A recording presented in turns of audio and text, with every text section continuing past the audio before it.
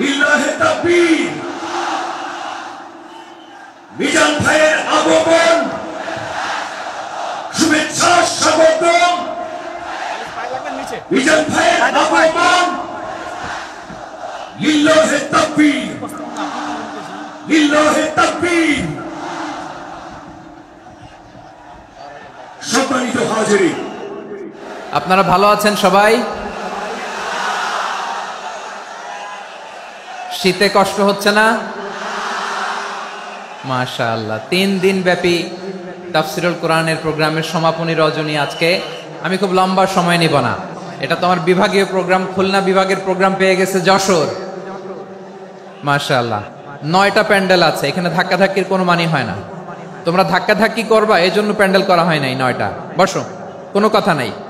অনেক আলোচনা হয়েছে 3 দিন ব্যাপী। দেশ বরেণ্য, প্রথিতযশা ওলামায়ে হযরতের মুখে আপনারা অসংখ্য কথা শুনেছেন। আমলের জন্য এগুলোই যথেষ্ট। নতুন করে আমার বলার কিছুর দরকার নাই। নতুন করে উপস্থাপনের মতো বলার মতো আমার কাছে কিছু নাইও।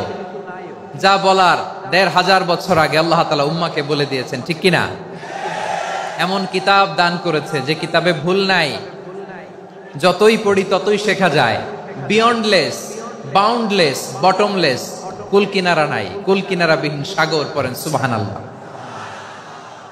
আসুন এখানে আসার বসার এই প্রোগ্রামে অংশগ্রহণ করার উদ্দেশ্যকে, নিয়তকে আমরা খালিস করে নেই। আজকে আমরা যা শুনবো শিখবো আমলের নিয়তে শুনবো, ঠিক কিনা বলেন?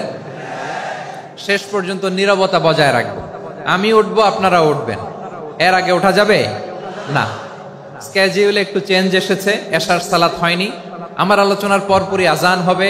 এশার সালাতে আমরা জামাতে অংশগ্রহণ করে একসাথে বিদায় নেব ইনশাল্লাহ। বলেন, যে টপিকটি নিয়ে আমি আপনাদের সামনে আজকে কথা বলতে চাই, টপিকটি অনেক গুরুত্বপূর্ণ।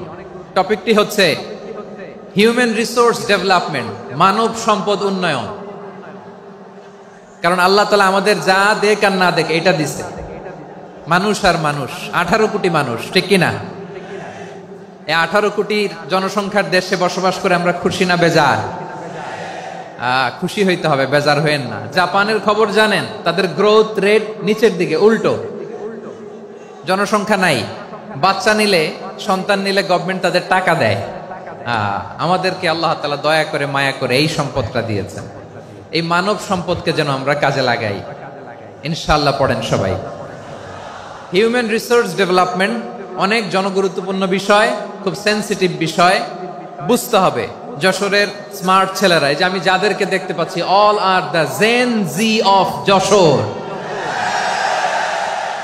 যারা জেন জি, ওরা স্মার্ট, ওরা ইশারা ইঙ্গিতে কাজ করে। এই যে পুরো গদি উল্টায় দিছে, ঠিক কিনা? 24-এর ছাত্র নাগরিক অভ্যুত্থান আমাদের দেখিয়ে দিচ্ছে কিভাবে চোখের ইশারায় গদি উল্টে দিতে হয়। তো এই জেনজিদের নিয়ে বসেছি। ওরা তো স্মার্ট, ওরা ডিস্টার্ব করবে না।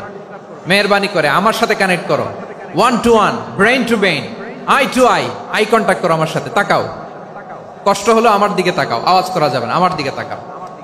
প্রিয় ভাইয়েরা, হিউম্যান রিসোর্স ডেভেলপমেন্টের ব্যাপারে কিছু কথা বলবো। এই যে আমাদের বিশাল জনসংখ্যা, এই জনসংখ্যাকে কি করে জনসম্পদে রূপান্তরিত করা যায় এ ব্যাপারে কথা বলবো। আমি সূরাতু বনী ইসরাইলের 70 নম্বর আয়াত তেলাওয়াত করেছি। এই আয়াতের আলোকে কিছু কথা আমি আপনাদের সামনে বলবো।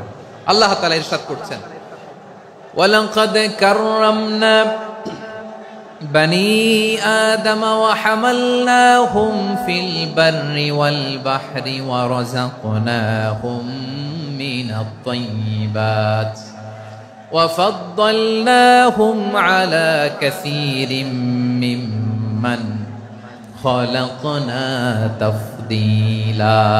পড়েন আল্লাহু আকবার। রব্বুল আলামিন বলেন, ওয়ালাকাদ কাররামনা বনী আদম, আমি বনী আদমকে সম্মানিত করেছি, বনী আদমকে মর্যাদা দিয়েছি। ওয়া হামালনাহুম ফিল বাররি ওয়াল বাহর, বনী আদমকে জলে স্থলে, স্থলে এবং সমুদ্রে চলাচলের বাহন দিয়েছি। ওয়া রাযাকনাহুম মিনাত তাইয়্যিবাত, তাদেরকে পবিত্র রিজিকের বন্দোবস্ত করেছি। ওয়া ফাদ্দালনাহুম আলা কাসীরিম মিম্মান খালাকনা তাফদীলা, আর আমি আল্লাহ যাদেরকে সৃষ্টি করেছি তাদের মধ্য থেকে বনী আদমকে আমি শ্রেষ্ঠ বানিয়েছি। আমরা শ্রেষ্ঠ, আমরা আশরাফুল মাখলুকাত। আমরা কি? এই যে এমনি চিল্লাচিল্লি করে, জিজ্ঞেস করলে বলে না। আমরা আশরাফুল মাখলুকাত। আমরা কি? শ্রেষ্ঠ, সবার চেয়ে সেরা। আমাদের মতো করে আল্লাহ কাউকে বানায় নাই। দুই পায়ে ভর করে শির দ্বারা এরকম স্ট্যান্ড রেখে মাথা উঁচু করে দাঁড়াতে পারে এরকম কোন প্রাণী পৃথিবীতে আছে? এজন্য আল্লাহ বলেন ওয়ালাকাদ কাররামনা বানি আদম, আমি বনি আদমকে সম্মানিত করেছি, তাদেরকে আমি মর্যাদা দিয়েছি। তাদেরকে আমি যত মর্যাদা দিয়েছি আমার কোন সৃষ্টিকে এত মর্যাদা দেই নাই। পড়েন সুবহানাল্লাহ। I have dignified the status of the sons of Adam. আদমের সব সন্তানের মর্যাদা আমি বাড়িয়েছি। আল্লাহ এখানে বলেননি ওয়ালাকাদ কাররামনাল মুমিনিন, আমি মুমিনের মর্যাদা বাড়িয়েছি, বলেছেন? আল্লাহ এখানে বলেন নাই ওয়ালাকাদ কাররামনাল মুসলিমিন, আমি মুসলিমের মর্যাদা বাড়িয়েছি। আল্লাহ বলেছেন ওয়ালাকাদ কাররামনা বানি আদম, আমি বনি আদমের সম্মান বাড়িয়েছি। হোক সে মুমিন কিংবা কাফের, মুসলিম কিংবা মুশরিক, আস্তিক কিংবা নাস্তিক, আরব কিংবা অনারব, যেই হোক না কেন আদম সন্তান সবগুলার মর্যাদা বাড়ায় দিয়েছে কে? সবার মর্যাদা আল্লাহ বাড়িয়েছে। মানুষ হিসেবে মর্যাদা। বিশ্বনবী সাল্লাল্লাহু আলাইহি ওয়াসাল্লাম ইহুদির লাশ দেখে দাঁড়িয়ে গেলেন। কার লাশ? আমার যশোরের ভাইয়েরা আওয়াজ করে বলুন, কার লাশ? ইহুদির লাশ দেখে দাঁড়ায় গেলেন। সাহাবারা বললেন ইয়া রাসূলুল্লাহ, আপনি দাঁড়ালেন যে, এটা তো ইহুদির লাশ। বিশ্বনবী বললেন আওয়ালাইসাত নাফসান, এটা কি মানুষ নয়? এটা হোক ইহুদি হোক খ্রিস্টান, এটা তো মানুষ। আমি মানুষ দেখে দাঁড়িয়েছি। আই স্যালিউট দ্য হিউম্যানিটি, আমি মানবতাকে সম্মান করেছি। পড়েন সুবহানাল্লাহ। তাহলে এই জমিনে মানুষের মর্যাদা বেশি, হোক আস্তিক হোক নাস্তিক, হোক মুমিন কিংবা কাফের। আদমের সন্তান হলে, মানুষ হলেই তার মর্যাদা বাড়িয়েছে কে? আমার কলিজার টুকরা যশোরের ভাইয়েরা, মানুষের মর্যাদা আল্লাহ এত বাড়িয়েছেন। মানুষ জীবিত থাকলেও যেমনি মর্যাদাবান, মরে গেলেও মর্যাদাবান। সুবহানাল্লাহ পড়েন। মানুষ মরে গেলে এই ডেড বডিটা কি হয়? পচে যায়, গলে যায়, মাটির সাথে মিশে যায়। তাই বলে আপনি ডেড বডির সাথে যাচ্ছে তাই করতে পারবেন না? পারবেন? কেউ যদি অন্যায় করে তাকে যদি আপনি শাস্তির আওতায় আনেন, যা মনে চায় করতে পারবেন না। তারা আগুন দিয়ে পোড়াতে পারবেন না, নাক কাটতে পারবেন না, কান কাটতে পারবেন না, অঙ্গ বিকৃতি করতে পারবেন না। কারণ মানব জাতির মর্যাদা স্বয়ং দিয়েছে কে? ডেড বডি পচে যাবে, গলে যাবে। তারপর ইসলাম বলে না, খবরদার, এই মরা লাশটারও একটা মর্যাদা আছে না নাই? ইসলাম বলে এই লাশটা গলে যাবে, পচে যাবে, কিন্তু এটার অমর্যাদা করো না। কর্পূর দিয়ে, খেজুর পাতা দিয়ে, এটাকে ওয়ার্ম ওয়াটার দিয়ে, গরম পানি দিয়ে ধৌত করো। সাদা শুভ্র ধবধবে কাপড় দিয়ে লাশটাকে তুমি কাভার করো। তারপরে খাটিয়ার মধ্যে লাশটাকে রেখে বিশাল একটা প্রোগ্রাম করো, একটা ফিউনারাল প্রোগ্রাম করো। ওই প্রোগ্রামের ডানে বায়ে পেছনে লাশটারে রাখলে হবে না, প্রোগ্রামের একেবারে সামনটাতে তুমি লাশটাকে রাখো। সুবহানাল্লাহ। একটা ফিউনারাল প্রোগ্রাম করতে হবে, তাকে শেষ বিদায় জানাতে হবে, যেটাকে আমরা জানাজা বলি। কি বলি? জানাজা মানে মাইয়েতের জন্য দোয়া, তার জন্য দোয়া করা হয়। তাকে একটা সিস্টেমেটিক অর্ডারে কবরে রাখা হয়, সুন্দরভাবে সেটাকে কবরস্থ করা হয়, মাটি দেয়া হয়, পানি দেয়া হয়। তার মানে মরে গেলেও মানুষের সম্মান বাড়ায় দিয়েছে কে? এজন্য আল্লাহ বললেন ওয়ালাকাদ কাররামনা বানি আদম, বনি আদমের সম্মান মর্যাদা আমি আল্লাহ বাড়িয়ে দিয়েছি। মানুষের সম্মানে তুমি কখনো আঘাত করো না, ঠিক কি না?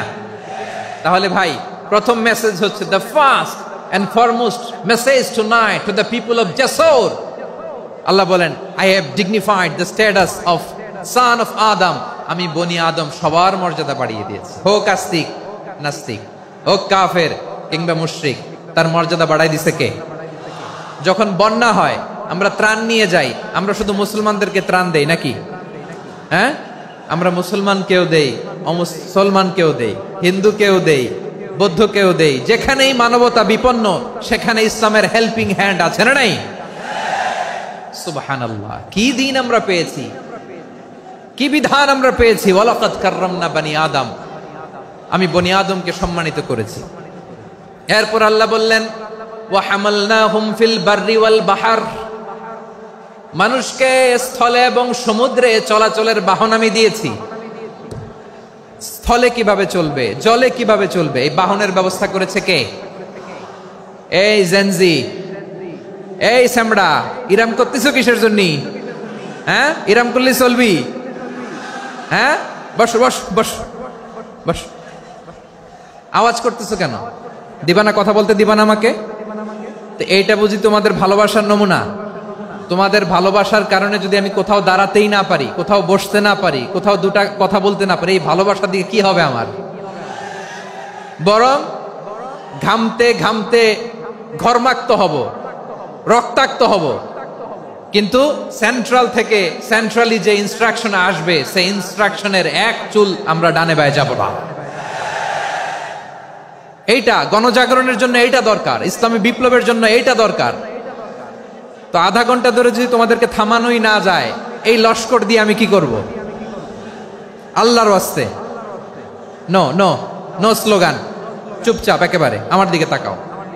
আল্লাহ বললেন ওয়া হামালনাহুম ফিল বাররি ওয়াল বাহার, জলে স্থলে আমি চলাচলের যানবাহনের ব্যবস্থা করেছি।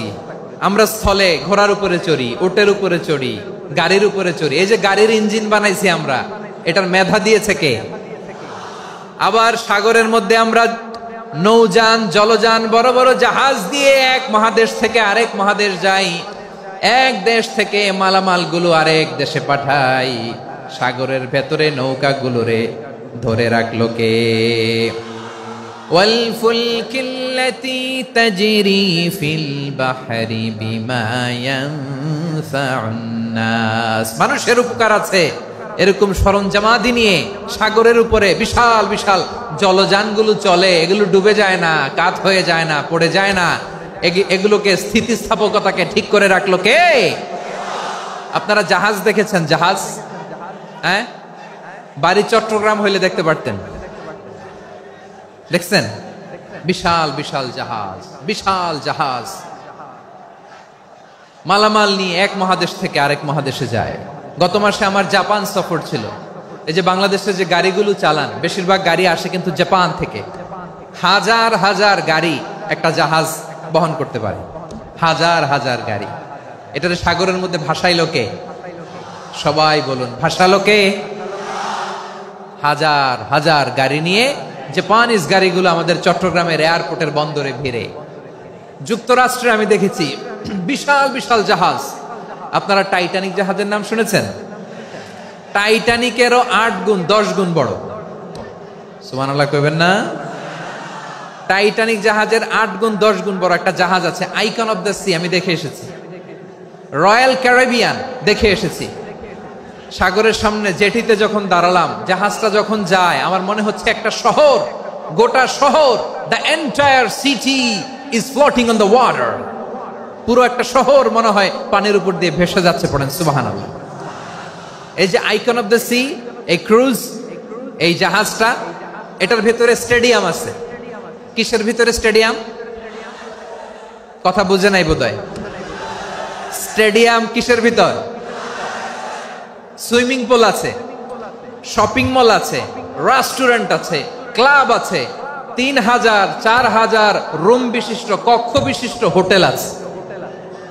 এই সবগুলোর নিয়ে এগুলো চলে সাগরের এই দোলার মধ্যে, জলোচ্ছ্বাসের মধ্যে। এই সাগরের ভেতরে এই জাহাজগুলোর ভাষায় রাখছে কে? সূরাতুর আর রহমানে আল্লাহ তাআলা বললেন ওয়ালাহুল জাওয়ারিল মুনশাআতু ফিল বাহরি কাল আ'লাম ফাবিআইয়ি আলা, সবাই পড়েন, ফাবিআইয়ি আলাই রাব্বিকুমা তুকাযযিবান। পাহাড় সম বড় বড় জাহাজগুলো মাল বোঝাই করে সাগরের মধ্যে ভেসে বেড়ায়। এগুলো দিয়ে মালামাল বহন করা যায়। মানুষরা এক দেশ থেকে আরেক দেশে যায়। এই জাহাজগুলোর সাগরের ভেতরে ভাসায় রাখলো কে? এই আয়াতের ভেতরে আল্লাহ তাআলা সূরাত বানী ইসরাঈলের এই চমৎকার আয়াতের ভেতরে আল্লাহ তাআলা বেসিক্যালি মানব জাতির প্রতি তার 4টি স্পেশাল অনুগ্রহের কথা বলেছেন। কয়টি? 2টা বলে ফেলছি। 1 নাম্বার, ওয়ালাকাদ কাররামনা বানি আদম, আমি বনি আদমের সম্মান বাড়াইছি। নাকি মুসলমানদের? নাকি মুসল্লিদের? কার সম্মান বাড়িয়েছি? বনি আদমের। তাহলে human dignity, the first part of the verse talks about the human dignity. 2 number, অংশে আল্লাহ তাআলা বললেন ওয়া হামালনাহুম ফিল বাররি ওয়াল বাহর, স্থলে এবং সমুদ্রে আমি তাদের জন্য চলাচলের বাহন দিয়েছি। সুবহানাল্লাহ। তার মানে smooth movement on land and sea, জলে এবং স্থলে যাতে আমরা স্মুথলি মুভ করতে পারি আল্লাহ তাআলা দিয়েছেন। 3 নম্বরে আল্লাহ তাআলা বললেন ওয়া রাযাকনাহুম মিনাত তাইয়্যিবাত, মানুষের জন্য আমি পবিত্র রিজিকের ব্যবস্থা করেছি। জলে এবং স্থলে যত প্রাণী আছে সবগুলা প্রাণীকে রিজিক দেয় কে? আমাদেরকে রিজিক দেয় কে? সাগরের মাছগুলোকে, বড় বড় তিমি মাছগুলোরে রিজিক দেয় কে?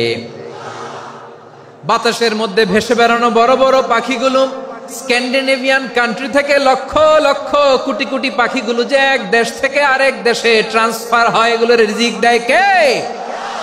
রব্বুল আলামিন বলেন ওয়ামা মিন দাব্বাতিন ফিল আরদি ইল্লা আলাল্লাহি রিজকুহা ওয়া ইয়ালামু মুস্তাকাররাহা ওয়া মুস্তাওদাআহা কুল্লুম ফি কিতাবিম মুবিন। আল্লাহু আকবার।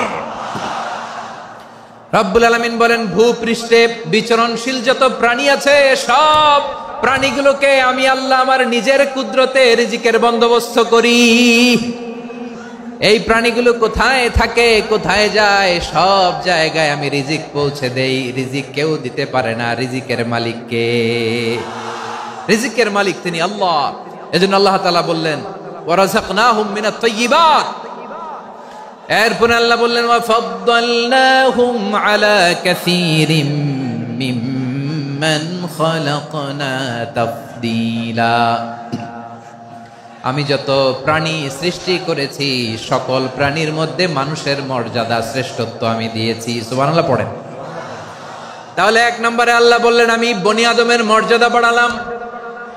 এরপরে বললেন স্থলে এবং সমুদ্রে চলাচলের জন্য যানবাহন দিলাম। 3 নম্বরে আল্লাহ বললেন পবিত্র রিজিকের ব্যবস্থা করে দিলাম। এরপরে আল্লাহ বললেন যত প্রাণী আছে, সৃষ্টি আছে, সবগুলার উপরে আমি মানুষকে শ্রেষ্ঠত্ব দিলাম। সুবহানাল্লাহ। তাহলে সবচেয়ে বেশি শ্রেষ্ঠত্ব মানুষের। কার?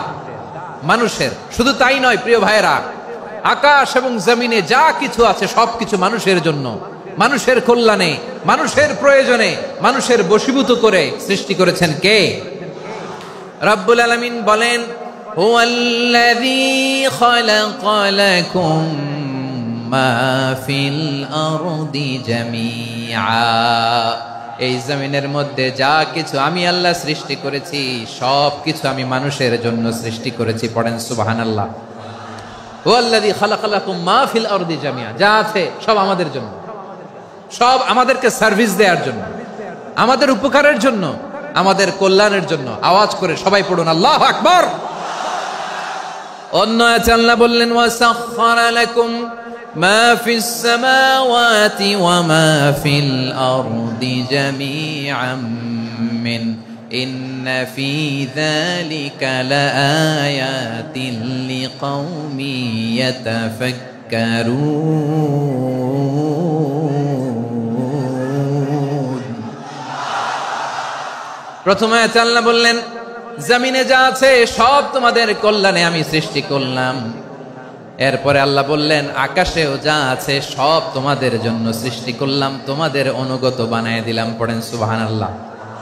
মানুষের কি ব্রেইন দেখেন, মানুষ জমিন ছেড়ে আকাশে চলে যায়। পাখি দেখে মানুষের শখ হলো পাখি যেহেতু উঠতে পারে আমরাও পারবো। অরবিল রাইট, উইলবার রাইট, 2 ভাই মিলে আঁকাঝোঁকা করতে করতে করতে করতে প্লেন বানায় ফেললো। কোন সুবহানাল্লাহ। এখন পাখিও ওরে, আমরাও ওরি। এরপরেই মানুষের কৌতূহল থামে না এখানে। মানুষ চলে গিয়েছে চাঁদে। কোথায় গেছে? এখন কিন্তু চাঁদে জমি বিক্রি হয় জানেন। পৃথিবী নিয়ে মারামারি শেষ। রাশিয়া আমেরিকা এখন ধরছে চাঁদ আর মঙ্গল গ্রহ। এখন চাঁদে জমি বিক্রি হয়, মঙ্গলে জমি বিক্রি হয়। এই চাঁদ, মঙ্গল, বৃহস্পতি, শনি সব আল্লাহ তাআলা আমাদের জন্য বানিয়েছেন। সুবহানাল্লাহ পড়েন। মানুষ সাগরের উপরে চড়ে, শূন্যে ভেসে বেড়ায়, পাহাড় কেটে সুড়ঙ্গ বানায়, টানেল বানায়। মানুষ ব্রডব্যান্ডের লাইন নিয়ে যায় সাগরের ভেতর দিয়ে, এক দেশ থেকে আরেক দেশে, এক মহাদেশ থেকে আরেক মহাদেশে। সুবহানাল্লাহ পড়েন। তার মানে গোটা বিশ্বের সবকিছুর উপরে control, superiority over all creatures, সবকিছুর উপর কন্ট্রোল, মনিটরিং, নিয়ন্ত্রণ, এটা প্রতিষ্ঠা করে দিয়েছে কে? এজন্যই মানুষের শ্রেষ্ঠত্ব। ওয়ালাকাদ কাররামনা বানি আদম, আমি বনি আদমের সম্মান বাড়িয়েছি, মর্যাদা আমি বাড়িয়ে দিয়েছি এই কারণে, কারণ মানুষ সবকিছুর উপর নিয়ন্ত্রণ নিতে পারে। মানুষকে নিয়ে এই কোরআনের সব আলোচনা, মানুষকে নিয়ে এই কোরআনের সব। তাই কোরআনের কেন্দ্রীয় আলোচ্য বিষয় হচ্ছে মানুষ। কোরআনের কেন্দ্রীয় আলোচ্য বিষয় কি? যশোরের ভাইয়েরা বুঝে থাকলে সবাই বলবেন কোরআনের কেন্দ্রীয় আলোচ্য বিষয় কি? এই যে আমি মূল আলোচনায় যাচ্ছি এখন। কেন মানুষ কোরআনের কেন্দ্রীয় আলোচ্য বিষয়? এই যে ভাইয়েরা, এই যে হাত জোর করে, এই যে Jessore Gen Z, the smart people of Jessore, হাত জোর করে বলতেছে, হাত জোর করে তোদের কাছে আল্লাহর দোহাই লাগে, স্টপ স্টপ। শুরুতে একবার বলেছে জায়গা না হলে আস্তে আস্তে ধাক্কা দিবা, সামনে না পিছনে দিয়ে দিয়ে বেরোয় চলে যাও। এলইডিতে দেখো, এই যে আল্লাহর ওয়াস্তে জায়গা না হলে ওদিকে যাও। কোরআনের মাহফিলে বিশৃঙ্খলা, এটা কাফিরদের আলামত। কাফিররা শীষ দিত, শীষ। বিশ্বনবী কোরআনের তাফসির করলে কাফিররা শীষ দিত আর ক্ল্যাপিং করত, হুইসেল এন্ড ক্ল্যাপিং। তো আমরা কি এখানে বিশৃঙ্খলা করতে আসছি? তো বারবার থামানো লাগে কেন? কোনো আওয়াজ হবে না, বললাম তো স্টপ। আওয়াজ করে বলুন কোরআনের কেন্দ্রীয় আলোচ্য বিষয় কি? সবাই বলেননি। এতগুলো মানুষ উত্তর দিলে এতটুকু আওয়াজ হয়, অন্তত আমি বিশ্বাস করি না। যশোর আওয়াজ করে বলো কোরআনের কেন্দ্রীয় আলোচ্য বিষয় কি? মানুষ। এই মানুষ কোরআনের কেন্দ্রীয় আলোচ্য বিষয়। মানুষকে আল্লাহ স্বাধীনতা দিয়েছেন, ফামান শাআ ফালইউমিন ওয়া মান শাআ ফালইয়াকফুর। চাইলে মুমিন হতে পারো, চাইলে কাফের হতে পারো, তোমার ইচ্ছা। তবে জেনে রাখো, মুমিন হলে পাবা জান্নাত, কাফির হলে পাবা জাহান্নাম। নাও দ্য ডিসিশন ইজ ইয়ার্স, সিদ্ধান্ত তোমার, জান্নাতে যাবা না জাহান্নামে যাবা। যশোরের ভাইয়ের আওয়াজ করে বলুন কই যেতে চান, জান্নাতে না জাহান্নামে? ডান দিকে না বাম দিকে? ডানপন্থী না বামপন্থী? চিল্লা চিল্লি না চুপচাপ? চুপচাপ কয়ে আবার চিল্লাচিল্লি শুরু করে দিচ্ছে। মাশাআল্লাহ। তাহলে কোরআনের কেন্দ্রীয় আলোচ্য বিষয় মানুষ। আমার সাথে থাকতে হবে, তোমাদেরকে নিয়ে আমি আলোচনা শেষ পর্যন্ত যাব। অনেক গুরুত্বপূর্ণ কথা বাকি আছে, আমাকে সহযোগিতা করতে হবে। মাশাআল্লাহ, এই তো ঠান্ডা হয়েছে। হ্যাঁ ঠিক আছে ঠিক আছে ঠিক আছে। মানুষকে আল্লাহ এত স্বাধীনতা দিয়েছেন, মানুষ চাইলে অনেক ভালো হইতে পারে। ভালোর রাস্তাও খোলা, খারাপ হওয়ার রাস্তাও খোলা। ভালো হইলে মানুষ অনেক ভালো, খারাপ হইলে অনেক খারাপ। ভালো হইলে সবচেয়ে ভালো, খারাপ হইলে সবচেয়ে খারাপ। এজন্য সিদ্ধান্ত আপনাকে নিতে হবে। আল্লাহ তাআলা বলছেন লাকাদ খালাকনাল ইনসানা ফি আহসানি তাকওয়িম সুম্মা রাদাদনাহু আসফালা সাফিলিন। আমি মানুষকে অনেক সুন্দর অবয়বে, সুন্দর আকৃতিতে সৃষ্টি করেছি। তার শুধু চেহারার ডিজাইনটাই সুন্দর নয়, তার ব্রেনটা বড্ড সুন্দর, তার মানসিকতা বড্ড সুন্দর, তার সৃজনশীলতা বড্ড সুন্দর। পড়েন সুবহানাল্লাহ। আমাদের চেহারা, অবয়ব, ডিজাইন যে সুন্দর তা না, আমাদের ব্রেনটা অনেক সফিস্টিকেটেড ব্রেন, অনেক সফিস্টিকেটেড। এই 1.5 কেজি ব্রেন ইউজ করে মানুষ গোটা বিশ্বে সভ্যতা বিনির্মাণ করেছে, ঠিক কিনা? এই ব্রেন আল্লাহ তাআলা আমাকে দিয়েছে। এটারে কাজে লাগালে, আপনার 6 সেন্স কাজে লাগালে আপনি অনন্য মানুষ হয়ে উঠবেন, মহামানবে রূপান্তরিত হবেন। মানুষ হতে পারে, চাইলেই মহামানব হতে পারে। আবার যদি মানুষ চায় খারাপও হতে পারে। আল্লাহ বললেন শুধু ভালোই না, ভালো হতে চাইলে অনেক ভালো তুমি হতে পারো, আবার খারাপ হতে চাইলে অনেক খারাপ তুমি হতে পারো। সুম্মা রাদাদনাহু আসফালা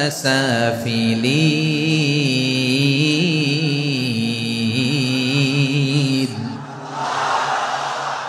খারাপ হলে একেবারে খারাপ হতে পারো, নিকৃষ্ট হলে একেবারে নিকৃষ্ট হতে পারো, ভালো হলেও ভালো হতে পারো। কোন সুবহানাল্লাহ।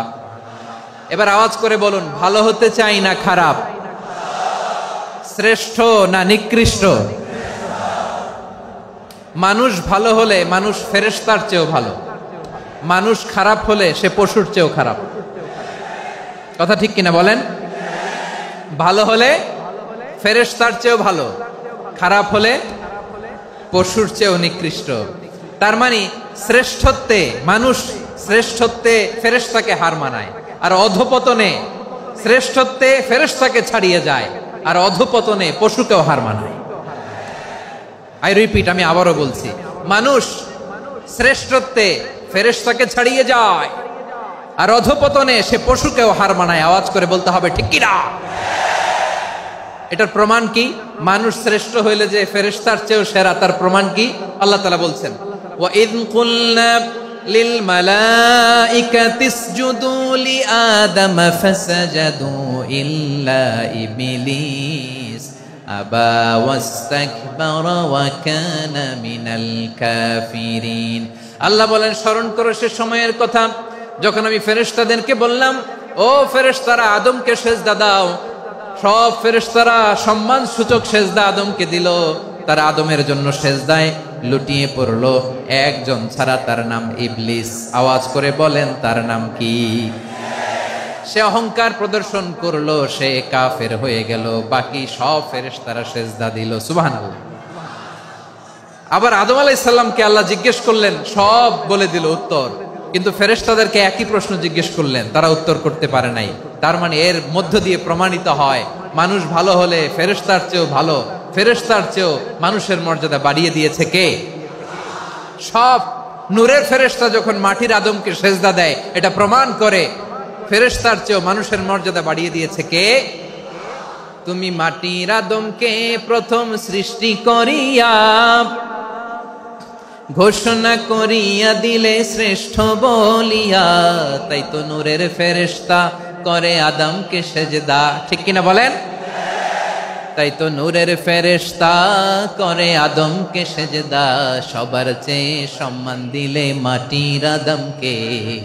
আল্লাহু আল্লাহু তুমি জাল্লে জালালুহু, শেষ করা তো যায় না গে তোমার গুণগান। পড়েন না? পড়েন।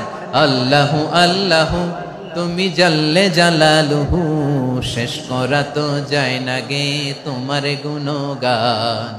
আল্লাহু আল্লাহু, আল্লাহু আকবার। আদমের মর্যাদা বেশি, মানুষের মর্যাদা বেশি, মানুষ শ্রেষ্ঠ, তার প্রমাণ নূরের ফেরেশতা মাটির আদমকে সেজদা করে। আওয়াজ করে বলেন ঠিক কি না? তাহলে মানুষ ভালো হলে ফেরেশতার চেয়ে ভালো, আবার মানুষ যদি খারাপ হয় সে পশুর চেয়েও খারাপ। অধপতনে পশুত্বকে হার মানায়। তার প্রমাণ, তার প্রমাণ কি? তার প্রমাণ হচ্ছে যশোরের ভাইরা দেখবেন পত্রিকায় নিউজ পেপারে মাঝে মাঝে এরকম দেখা যায়, এক মানুষ আরেক মানুষকে হত্যা করে 20 টুকরা করে বস্তার ভিতরে ভরেছে। আপনারা এই নিউজ পড়েন নাই না? দেখেন নাই? দেখছেন? মানুষ মানুষকে হত্যা করে কয় টুকরা? জোরে বলেন।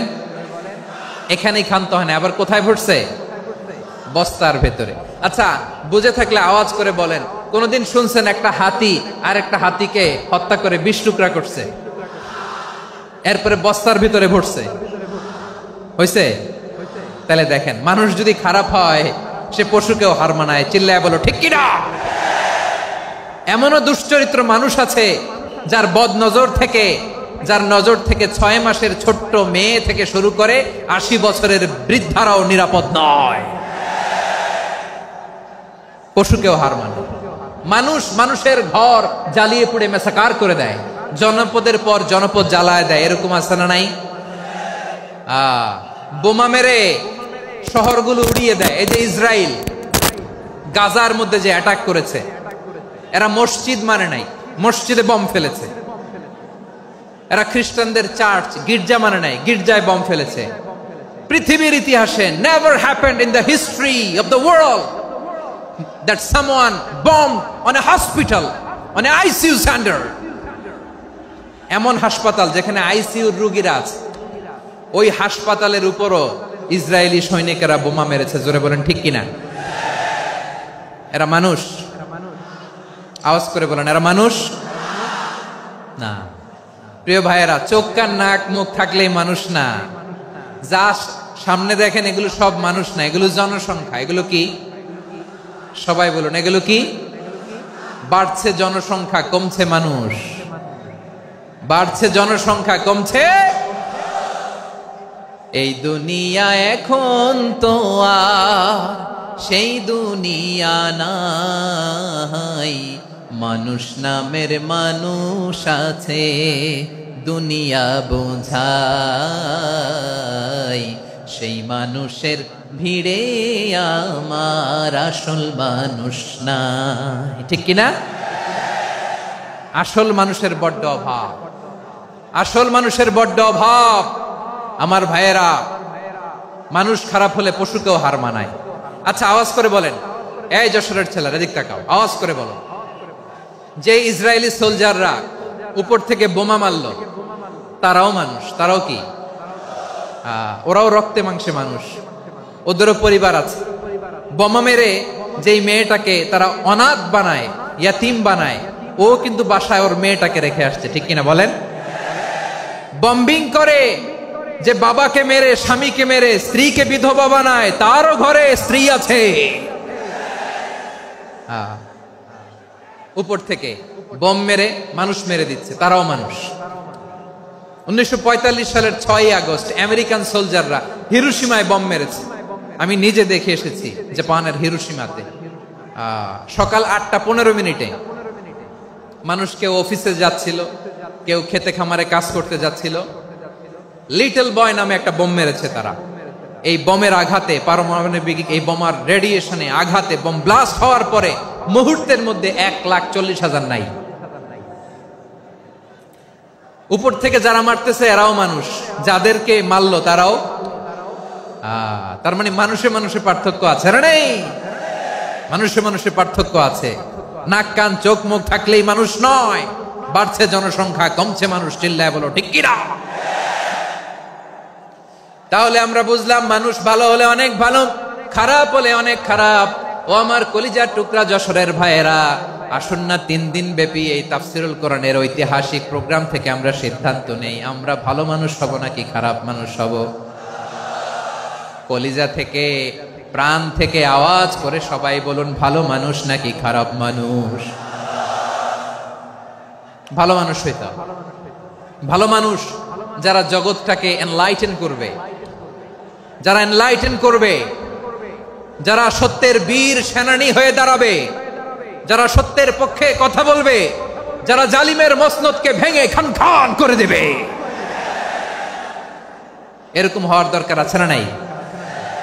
এরকম ভালো মানুষ আমরা হতে চাই কি চাই না? মানুষকে যত্ন নিলে মানুষ যে কত ভালো হয় আপনি কল্পনাও করতে পারবেন না। এই যে আপনাদের যশোরে যে ভালো ছেলেগুলো আছে, যে ভালো তরুণগুলো আছে, যে যুবকগুলো আছে, যে ভালো আলেমরা আছে, ভালো নেতারা আছে, সবাই যদি তাদের মতো হতো, পুরো যশোরটা একটা জান্নাতের টুকরা হয়ে যেত। আওয়াজ করে বলেন ঠিক কিনা? মানুষকে নার্চারিং করলে, মানুষকে পলিশ করলে, মানুষকে গ্রুমিং করলে, মানুষকে সঠিক তারবিয়া দিলে মানুষ অনন্য হয়ে ওঠে। প্রতিটি মানুষ অনন্য। আমি অনন্য, আপনি অনন্য, আমরা সবাই অনন্য। সুবহানাল্লাহ বলেন। মানুষকে আল্লাহ তাআলা দিয়েছেন অসীম ক্ষমতা, অসীম ক্ষমতা। সুবহানাল্লাহ। একটা মানুষ পারে না এমন কিছু নাই, একটা মানুষ পারে না এমন কিছু নাই। বিশ্বাস করতে হবে, মানুষ যা কল্পনা করতে পারে ওইটা মানুষ করে দেখাতে পারে। যশোরের ভাইয়ের, আই রিপিট, আমি আবারও বলছি, এই চিল্লাচিল্লি করলে আমার এই গুরুত্বপূর্ণ কথা তোমরা মিস করবা। আমরা যখন আমার পিতার পৃষ্ঠদেশে ছিলাম, পিতার পৃষ্ঠদেশ থেকে শুক্রাণু যখন মায়ের গর্ভদেশে যেয়ে পড়ে, কতটা শুক্রাণু ভ্রমণ শুরু করে জানো? 20 কোটি শুক্রাণু। একবার সিমেন আউট হলে সেখানে 20 কোটি শুক্রাণু থাকে, ভ্রমণ শুরু করে। ওই 20 কোটি শুক্রাণুর মধ্যে থেকে তুমি আমি আজকে এক বিকশিত শুক্রাণু মানব রূপে পৃথিবীতে এসেছি। সুবহানাল্লাহ। ওই 20 কোটি শুক্রাণুর প্রতিযোগিতায় সবাইরে পেছনে ফেলে সেদিন আমি সফল হয়েছিলাম, সেদিন আমি বিজয়ী হয়েছিলাম। সেদিন আমি এত ছোট ছিলাম, মাইক্রোস্কোপ দিয়েও আমার অস্তিত্ব টের পাওয়া যায় না। আমি এত তুচ্ছ ছিলাম, নগণ্য ছিলাম। আমার কান ছিল না, আমার চোখ ছিল না, আমার হাত ছিল না, আমার জন্য রিকমেন্ডেশন করার মতো মামু ছিল না, খালা ছিল না, কেউ ছিল না। তারপরেও ওই প্রতিযোগিতায়, ওই কম্পিটিশনে যখন আমারে কেউ হারাতে পারে নাই, আল্লাহর জমিনেও আমারে কেউ হারাতে পারে না। হারার জন্য তোমার জন্মই হয় নাই, তুমি আসছোই জিতার জন্য। সুবহানাল্লাহ। বিশ্বনবী বলেন, আন্নাসু মাআদিন কামাআদিনিয যাহাবি ওয়াল ফিদ্দা খিয়ারুহুম ফিল জাহিলিয়াতি খিয়ারুহুম ফিল ইসলাম। Peoples are like mines of gold and silver. সোনার খনি, রূপার খনি, এর চেয়েও বড় খনি হচ্ছে এই মানব সম্পদের খনি। আওয়াজ করে বলেন আল্লাহু আকবার। আল্লাহ তাআলা এই সম্পদ আমাদেরকে দিয়েছে। বিশ্বনবী বলেন, মানুষ হচ্ছে খনির মতো। খিয়ারুহুম ফিল জাহিলিয়াতি খিয়ারুহুম ফিল ইসলাম। জাহিলি যুগে যারা সেরা, ইসলামেও তারা সেরা। ইদা ফাকুহু, যদি তারা বুঝবান হয় তাহলে তাদেরকে সেরা বানায় দিবে কে? তাহলে মানুষের চেয়ে সেরা কেউ হতে পারে? মানুষের চেয়ে অনন্য কেউ হতে পারে? মানুষকে কেউ হারাতে পারে? আওয়াজ করে বলো, তোমাকে কেউ হারাতে পারবে? এই সাহস জাগছে আজকের আলোচনা থেকে। আমি তুমি অনন্য, আমাকে তোমাকে হারায়া দেওয়া এত সহজ না, ঠিক কি না? একটা কথা জীবনের সাথে সেট করে নিতে হবে, আমি জিতি নয় শিখি, আমি কখনো হারি না। জীবনের সাথে সেট করে নাও, জেনজি অফ জেসর, আমি কখনো হারি না, আমি হয় জিতি নয় শিখি। চিল্লায় বলো ঠিক কি না? আমি কখনো হারি না, আমার হারানো এত সোজা না। কি সাহস জাগছে? বুকে সাহস জাগছে? তাকবীর পড়ো, লিল্লাহে তাকবীর। তাহলে বিশ্বনবী বললেন, নাসু মাআদিন, মানুষ হচ্ছে খনি। এই ধাক্কা ধাক্কি, আমি জানি এগুলো ভালোবাসার ধাক্কা ধাক্কি, এজন্য আমি সহ্য করে নেই। এগুলো যে ভালোবাসার ধাক্কা ধাক্কি, এটা আমরা বুঝি। পৃথিবীর কোন আইন, সিকিউরিটি প্রটোকল দিয়ে এটারে মানানো যাবে না, কারণ এটা তো ভালোবাসা, লাভ। লাভ কোন আইন কানুন দিয়ে বাধা যায় না, মানানো যায় না, ঠিক কিনা বলো?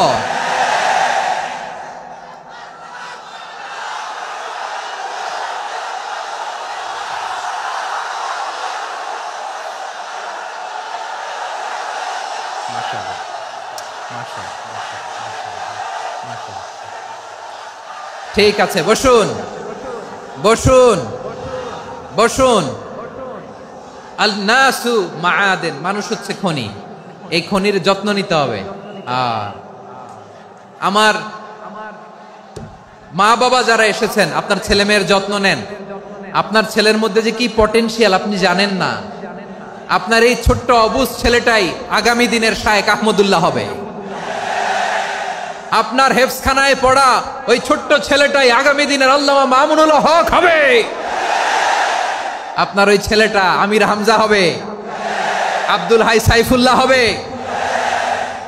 এভাবে বড় বড় আলেম হবে, তারা যুগশ্রেষ্ঠ আলেম হবে। সেই একদিন এই বাংলাদেশের পার্লামেন্টে যে বক্তব্য দিয়ে যশোরের পক্ষে কথা বলবে। আপনি জানেন না, কাউকে ছোট করবেন না আপনি, ওর কনফিডেন্স আপনি কমাবেন না, আপনি কমাতে পারেন না।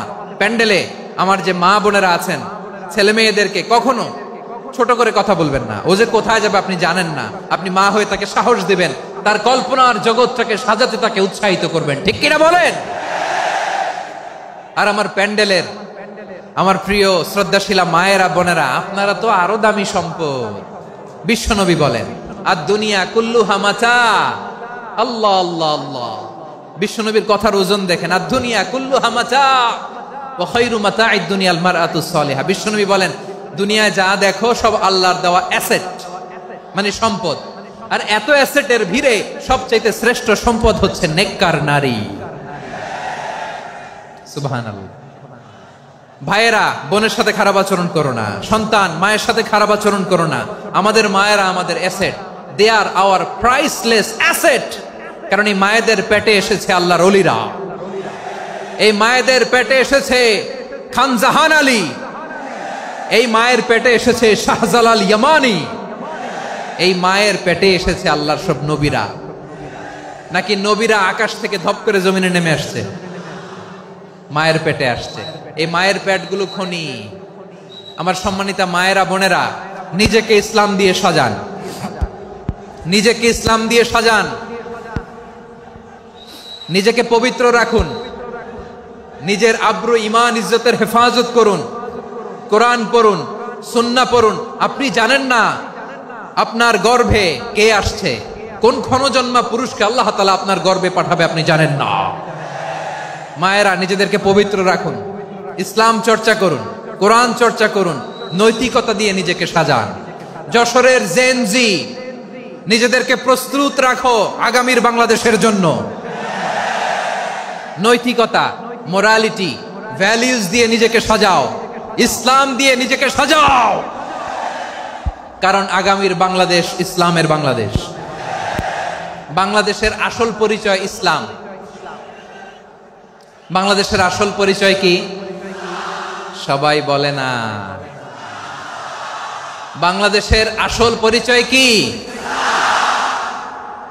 এই ইসলাম নিয়ে আমরা সংসদ ভবন সাজাবো, রাজি আছি না নাই? শেকড় ভুলে যাওয়া যাবে না। আমরা ধাপে ধাপে শারিয়া আইনের দিকে যাব ইনশাআল্লাহ, কিন্তু জঙ্গিবাদ দিয়ে নয়, কট্টরপন্থা দিয়ে নয়। আমরা ইন্টেলেকচুয়ালি, গ্রাজুয়ালি, ধাপে ধাপে শারিয়া আইনের দিকে মুভ করবো ইনশাআল্লাহ। বলো লিল্লাহি তাকবীর। এদেশের আসল পরিচয় সবাই বলে না, আওয়াজ করে, এদেশের আসল পরিচয়। এদেশে আজান শুনে সূর্য ওঠে শহর গ্রামে, এদেশে আজান শুনে সূর্য ডুবে সন্ধ্যা নামে, এদেশে সকল কাজে সবাই বলে বিসমিল্লাহ, এদেশে ভালো কিছু দেখে শুনে হাসি মুখে সবাই বলে মাশা আল্লাহ, সুবহানাল্লাহ সুবহানাল্লাহ সুবহানাল্লাহ সুবহানাল্লাহ সুবহানাল্লাহ সুবহানাল্লাহ সুবহানাল্লাহ সুবহানাল্লাহ। ও নবীন তরুণ তোমার কিসের এত ভয়, জেনে রেখো বাংলাদেশের আসল পরিচয়। বাংলাদেশের আসল পরিচয় ইসলাম। আওয়াজ তুলে বলো, আসল পরিচয় কি? এদেশে পরস্পরে দেখা হলে দেয় সালাম, এদেশে আমজনতার হৃদয় জুড়ে পাক্কালাম, ঠিক কি না? এদেশে বিপদ এলে সর্বজনে সর্বক্ষণে দোয়া পড়ে ইন্না লিল্লাহ সুবহানাল্লাহ সুবহানাল্লাহ সুবহানাল্লাহ সুবহানাল্লাহ। এদেশে আজান শুনে সূর্য ওঠে শহর গ্রামে, এদেশে আজান শুনে সূর্য ডুবে সন্ধ্যা নামে, এদেশে সকল কাজে সবাই বলে বিসমিল্লাহ, এদেশে ভালো কিছু দেখে শুনে হাসি মুখে সবাই বলে মাশা আল্লাহ সুবহানাল্লাহ। আওয়াজ করে সুবহানাল্লাহ সুবহানাল্লাহ সুবহানাল্লাহ সুবহানাল্লাহ। সবাই একসাথে সুবহানাল্লাহ সুবহানাল্লাহ সুবহানাল্লাহ সুবহানাল্লাহ। এদেশের আসল পরিচয় কি? আওয়াজ করে বলতে ভয় লাগে। এদেশের আসল পরিচয় কি? ইসলাম দিয়ে আমাদের সংসদ ভবন চলুক, আমরা চাই কি চাই না? বঙ্গভবনে লা ইলাহা ইল্লাল্লাহর পতাকা উড়ুক, আমরা চাই কি চাই না? প্রতিটি জেলা অফিসে, ডিসি অফিসে লা ইলাহার পতাকা ঝুলুক, আমরা চাই কি চাই না? কারা কারা চাই হাত তুলে আল্লাহরে দেখায়।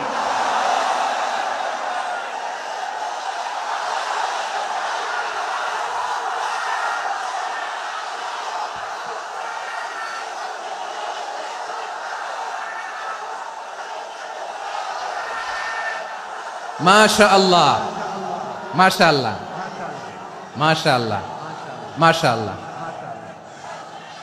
যশোর, আওয়াজ করে বলো, ভালো মানুষ না খারাপ মানুষ? বুঝে বলছো তো? মানুষ ভালো হলে যে কত ভালো। এই মানুষকে যত্ন নিলে, মানুষকে মানুষ বানালে যে সে কি হতে পারে শুনবা? হ্যাঁ, নাকি মোনাজাত দিয়ে দিব? শুনবা? তাহলে থামতে হবে। থামো, আমি যখন বলবো থামো থামো, তাকবীরের সময় দিলে তাকবীর, থামো থামো। মানুষকে যত্ন নিলে, এই এদিকে এদিকে, ড্রোন নামায় ফেল। হয়েছে, ড্রোনের ফুটেজ হয়ে গেছে, এবার ড্রোন নামায় ফেল। আমার দিকে তাকাও। মানুষকে, তোমরা এদিক সেদিক তাকালে তো গুরুত্বপূর্ণ পয়েন্ট মিস হয়ে যাবে। এদিকে এদিকে, হ্যাঁ মাস, ঠিক আছে, এদিকে। মানুষকে যত্ন নিলে মানুষের মধ্যে যারা কি পটেনশিয়াল রেখেছে। আমি জাপানের দুইটা উদাহরণ দেই। জাপানের এই এই এভাবে এভাবে হবে? হয় বসো নয় পেছনে, কথা নাই, কথা তো বলাই যাবে না, হারাম কথা বলা, আজকে একেবারে চুপ, আজকের জন্য হারাম করে দিছে আমি এই কিছু সময়ের জন্য, একেবারে নিষিদ্ধ। জাপানের দুইটা উদাহরণ দেই, খেয়াল করে একটু শুনেন, বুঝবেন। আল্লাহ, 2022 সালে জাপানের সাথে জার্মানির খেলা, ফিফা ওয়ার্ল্ড কাপ 2022, এক পক্ষে জাপান, আরেক পক্ষে কোন দেশ? কথা শোনে নাই। এক পক্ষে কোন দেশ, আরেক পক্ষে সবাই, এক পক্ষে আরেক পক্ষে। ওই খেলায় জিতেছিল জাপান, জিতেছিল 22 সালের এই ফিফা ওয়ার্ল্ড কাপে জাপান ফুটবল খেলায় জিতে, as a part of their celebration তারা খেলার পরে পুরো স্টেডিয়ামটারে ক্লিন করে, the fan base of Japan, লক্ষ লক্ষ মানুষ খেলা দেখতে যায়, তো এত ডাস্টবিনও তো নাই, তো যারা ডাস্টবিনে জায়গা পায় নাই তারা এই যে চকলেটের প্যাকেট, পানির বোতল, চিপসের প্যাকেট তারা এদিকে সেদিকে রেখে দিয়েছে। জাপানের ভক্তরা, জাপানের ফলোয়াররা as a part of their celebration তারা খেলার পরে পুরো স্টেডিয়ামের সব ময়লা আবর্জনা ক্লিন করে তারপরে বিদায় নিয়েছে। তাদেরকে কি ক্লিন করার দায়িত্ব দেয়া হয়েছিল? এই যশোর, জাপানের যে ছেলেরা খেলা দেখতে গেছিল ওদেরকে কি ক্লিন করার দায়িত্ব দিছিল? তারা কি স্টেডিয়ামের পরিচ্ছন্নতা কর্মী? তাদের আকল, তাদের সিক্স সেন্স তাদেরকে বলেছে, ছোটবেলা থেকে জাপান গভর্নমেন্ট ওদেরকে এত পরিচ্ছন্নতা শেখায়, ক্লিনলিনেস অ্যাওয়ারনেস ক্যাম্পেইন করায়। ক্লাসে আমি দেখেছি, ক্লাসে নিজের বেঞ্চ নিজে মুছে, ক্লাসের মাঝখানে একটা সময় দেয়, নিজের টেবিল নিজে মুছে, নিজের ক্লাসরুমটা নিজে পরিষ্কার করে, রাস্তাঘাটে একটা ধুলা নাই, ময়লা নাই, একটা টিস্যু নাই।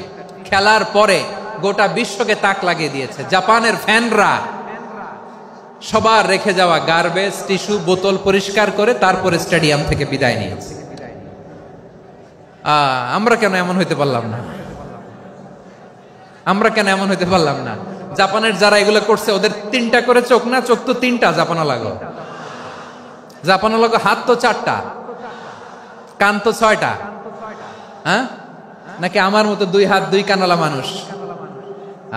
চোখে দেখলে ওটা মানুষ না। চিন্তা করছেন?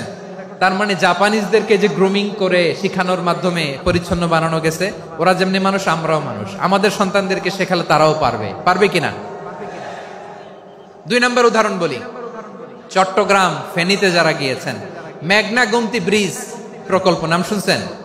মেঘনা একটা ব্রিজ পার হওয়া লাগে, এই মেঘনা গোমতী, এখানে 3টা ব্রিজ, কাঁচপুর সহ এই 3টা ব্রিজের নির্মাণ কাজ, রেনোভেশনের কাজ দেয়া হয়েছিল জাপানের একটা কোম্পানিকে।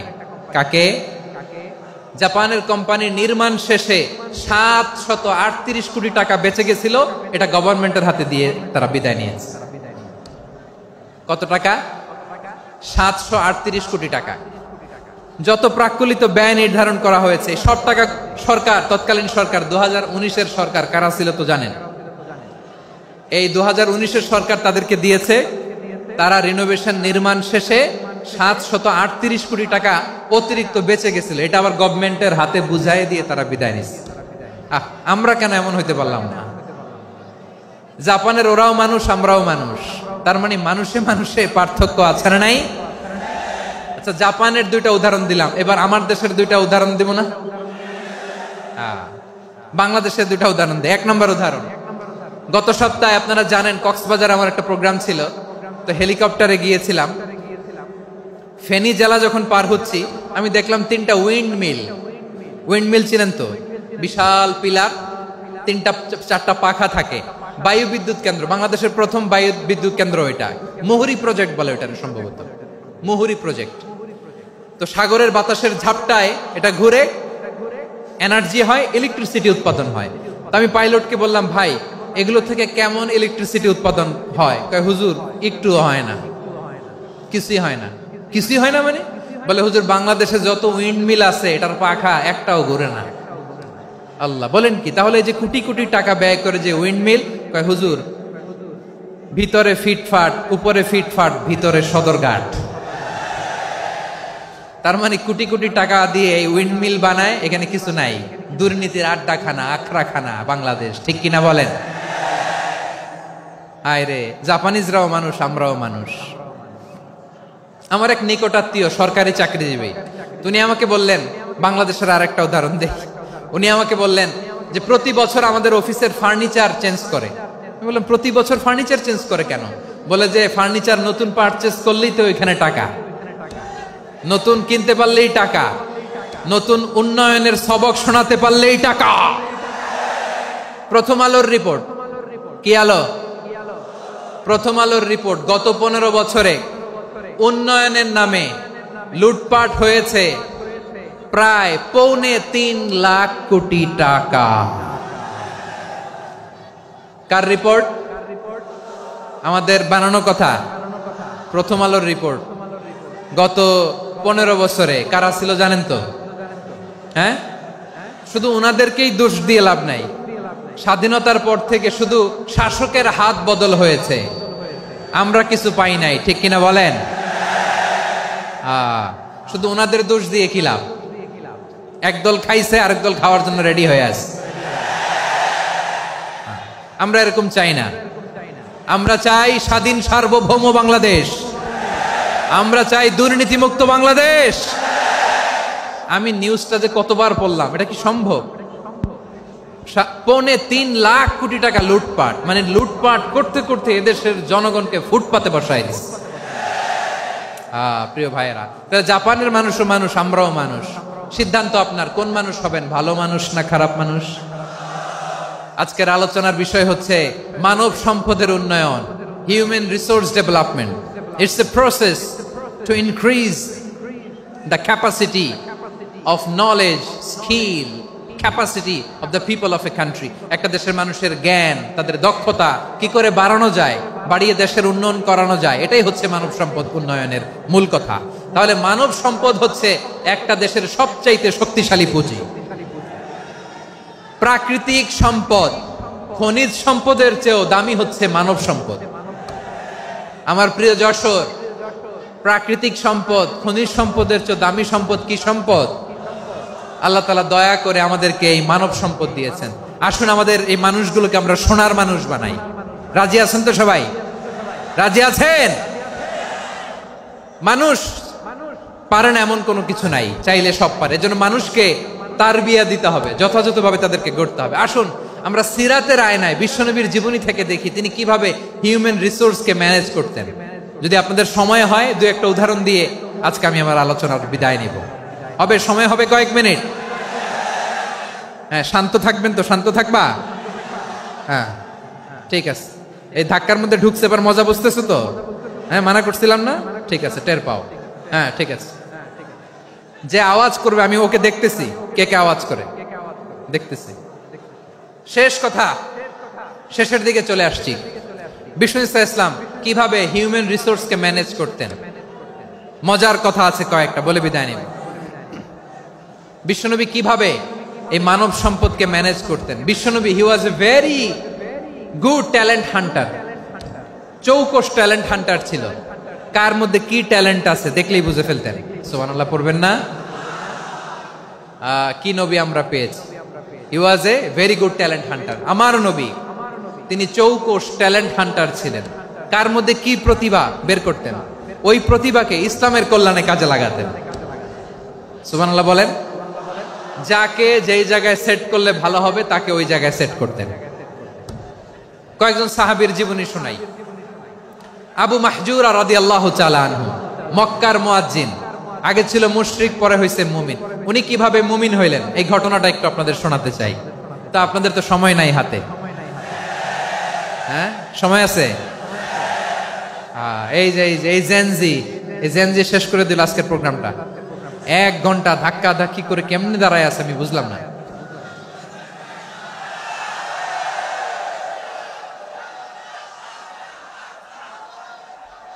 না না, তাকবিন না, চুপ করতে হবে।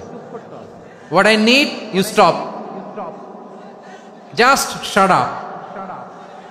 চুপ। হ্যাঁ, ঠিক আছে, এভাবে। আবু মাহজুরা রাদিয়াল্লাহু তাআলা আনহু কিভাবে মুসলিম হলেন, আওয়াজ করে শুনেন। হুনাইনের যুদ্ধ, 8ম হিজরি। বিষ্ণু ইসা ইসলাম হুনাইনের যুদ্ধ শেষে ফিরতেছেন।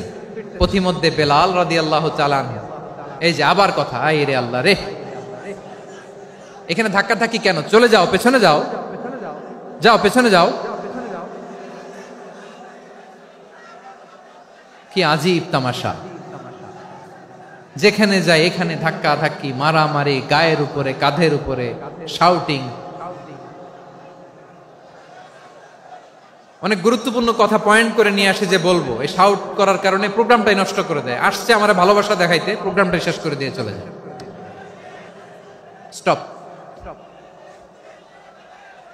আবার কথা বল, স্টপ। হুনাইনের যুদ্ধে অষ্টম হিজরি, কত হিজরি সবাই বলেন না একটু, কত হিজরি? অষ্টম হিজরিতে হুনাইনের যুদ্ধে রাসূল সাল্লাল্লাহু আলাইহি ওয়াসাল্লাম ফিরে আসতেছেন মদিনায়। পথিমধ্যে বেলাল রাদিয়াল্লাহু তাআলা আনহু আজান দিচ্ছেন। কি দিচ্ছেন? তো পাশে ছিল মুশরিকদের একটা পল্লী, কিছু মুশরিক তরুণ, কিছু অমুসলিম কিশোর, তারা আজানকে ব্যঙ্গ করতেছে। আমাদের বাংলায় মুখ ভেঙ্গানো বলে আর কি। বেলাল রাদিয়াল্লাহু তাআলা আনহু আজান দিচ্ছেন, ওই বাচ্চাগুলো মুশরিক, তো ওরা আজানকে ব্যঙ্গ করতেছে, বিকৃতি করে ওরাও আজান দিচ্ছে। উদ্দেশ্য হচ্ছে আজানকে নিয়ে ঠাট্টা করা। উদ্দেশ্য কি? ঠাট্টা করা। ব্যাপারটা মনে কষ্ট পাওয়ার মতো ব্যাপার না? কিন্তু বিশ্বনবী ওইখানে দেখেন কি খুঁজলেন। বিশ্বনবী খেয়াল করলেন অমুসলিম কিশোরদের মধ্য থেকে একটা কিশোরের গলাটা বড় দরাজ গলা, কণ্ঠটা বড় সুন্দর। খেয়াল করে দেখলেন যে কিছু কিশোর বেলালের আজানকে ব্যঙ্গ করে, বিকৃতি করে, কিন্তু একজনের কণ্ঠ দেখতে পাচ্ছেন না এত দূরে, কিন্তু কণ্ঠটা বড় সুন্দর, দরাজ গলা। বিশ্বনবী সাহাবীদেরকে বললেন, ধরো এগুলারে, ধরো। সবগুলারে ধরে বিশ্বনবী সামনে আনা হলো। ওরা হাঁটু গেড়ে বসলো। বিশ্বনবী বললেন, তোমাদের মধ্যে কে যেন ব্যঙ্গ করে আজান দিচ্ছিল, তার গলাটা বড় উঁচু, গলার বেসটা বড় মজবুত, মেলোডিয়াস, সুমধুর কণ্ঠ। কে? আবু মাহজুরা বলে, আমার বন্ধুরা সবাই আমার দিকে আঙ্গুল দেখায়, আমি পড়ে গেছি বিপদে। রাসূল সাল্লাল্লাহু আলাইহি ওয়াসাল্লাম বাকি অমুসলিম তরুণদেরকে ছেড়ে দিলেন, বললেন তোমরা যাও। এবার আবু মাহজুরারে পাইছে। আবু মাহজুরার চুলের মধ্যে হাত দিলেন বিশ্বনবী, মাথায় হাত দিয়ে বললেন, এবার আজান দাও দেখি। আবু মাহজুরা বলে, আমি তো আজান দিতে জানি না, কারণ আমি তো বেলালেরটা শুইনা দিছি, আমার তো মুখস্থ নাই, আমি তো আজান দিতে জানি না। বিশ্বনবী বললেন, জানো না? তাহলে আসো, আমি তোমারে শিখাই দেই। সুবহানাল্লাহ পড়েন।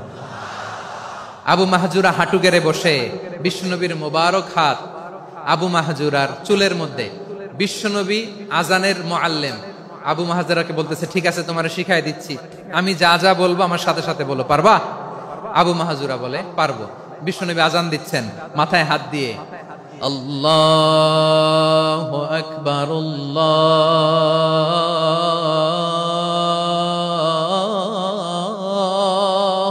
আকবার। আবু মাহজুরা এই বাক্যটা পড়লেন।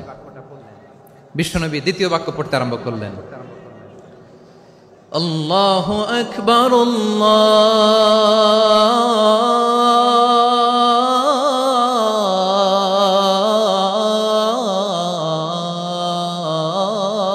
আল্লাহু আকবার। আবু মাহজুরা এই বাক্যটা বললেন। বিশ্বনবী আবু মাহজুরার মাথার মধ্যে হাত দিয়ে তৃতীয় বাক্য বললেন, আশহাদু আল্লা ইলাহা ইল্লাল্লাহ,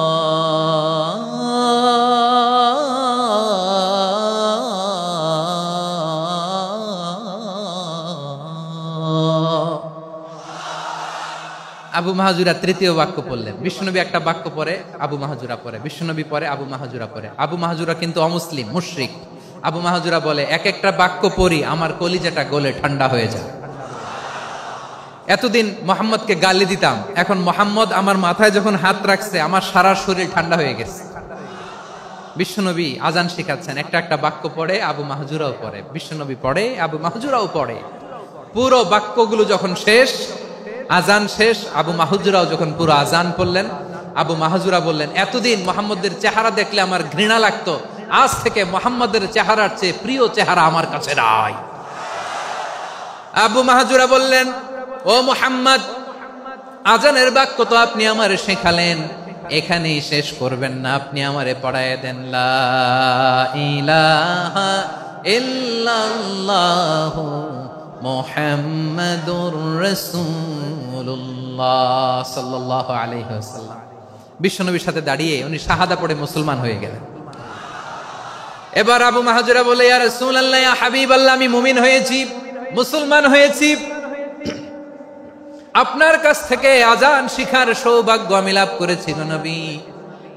আমার কণ্ঠের বড় তারিফ করেছেন আপনি, আমার আজানকে আপনি পছন্দ করেছেন। একটা জিনিস আপনার কাছে চাই, আপনি আমাকে মক্কার মসজিদুল হারামের মুয়াজ্জিন হিসেবে অ্যাপয়েন্ট করে দেন। বিষ্ণু ইসলাম বললেন, যাও আবু মাহজুরা, আমি তোমাকে পৃথিবীর শ্রেষ্ঠতম মসজিদ মক্কার মসজিদুল হারামের মুয়াজ্জিন হিসেবে অ্যাপয়েন্ট করে দিলাম। দেখছেন কিভাবে ট্যালেন্ট হান্টিং করতে হয়, কিভাবে হিউম্যান রিসোর্স মানব সম্পদকে ব্যবহার করতে হয়। আসছিল আজানকে ভেঙাইতে, আসছিল কেন? আজানকে ব্যঙ্গ করার জন্য, বিকৃত করার জন্য। আজানকে বিকৃত করতে যে ইসলামের সবচেয়ে শ্রেষ্ঠ মসজিদের মুয়াজ্জিন হয়ে গেল। পড়েন সুবহানাল্লাহ। হযরত আবু মাহজুরা রাদিয়াল্লাহু তাআলা আনহু ওনার এই সুললিত কণ্ঠ ব্যবহার করে মসজিদুল হারামে এত সুন্দর করে আল্লাহু আকবার বলে আজান দিতেন। মানুষগুলোর, মুসল্লিগুলোর, মক্কাবাসীর হৃদয়কে তিনি বিগলিত করে দিতেন। মানুষের হৃদয়কে ঠান্ডা হয়ে যেত। শুধু এখানেই শেষ না আমার যশোরের ভাইয়েরা। বিশ্বনবী যখন সাইয়েদনা আবু মাহজুরা রাদিয়াল্লাহু তাআলা আনহুকে আজান শিখাচ্ছিলেন, বলেন তো বিশ্বনবীর হাতটা কোথায় ছিল? আবু মাহজুরার মাথার সামনে, এই চুলের উপরে ছিল। আবু মাহজুরা ওই স্মৃতিটাকে ধারণ করবার জন্য, ওই স্মৃতিকে বহন করার জন্য বিশ্বনবীর মোবারক হাত আবু মাহজুরার কপালের চুলের যেই জায়গায় লেগেছে, মৃত্যুর আগের দিন পর্যন্ত আবু মাহজুরা মাথার ওই চুলে কোনোদিন ছুরি আর কামার লাগায় নাই,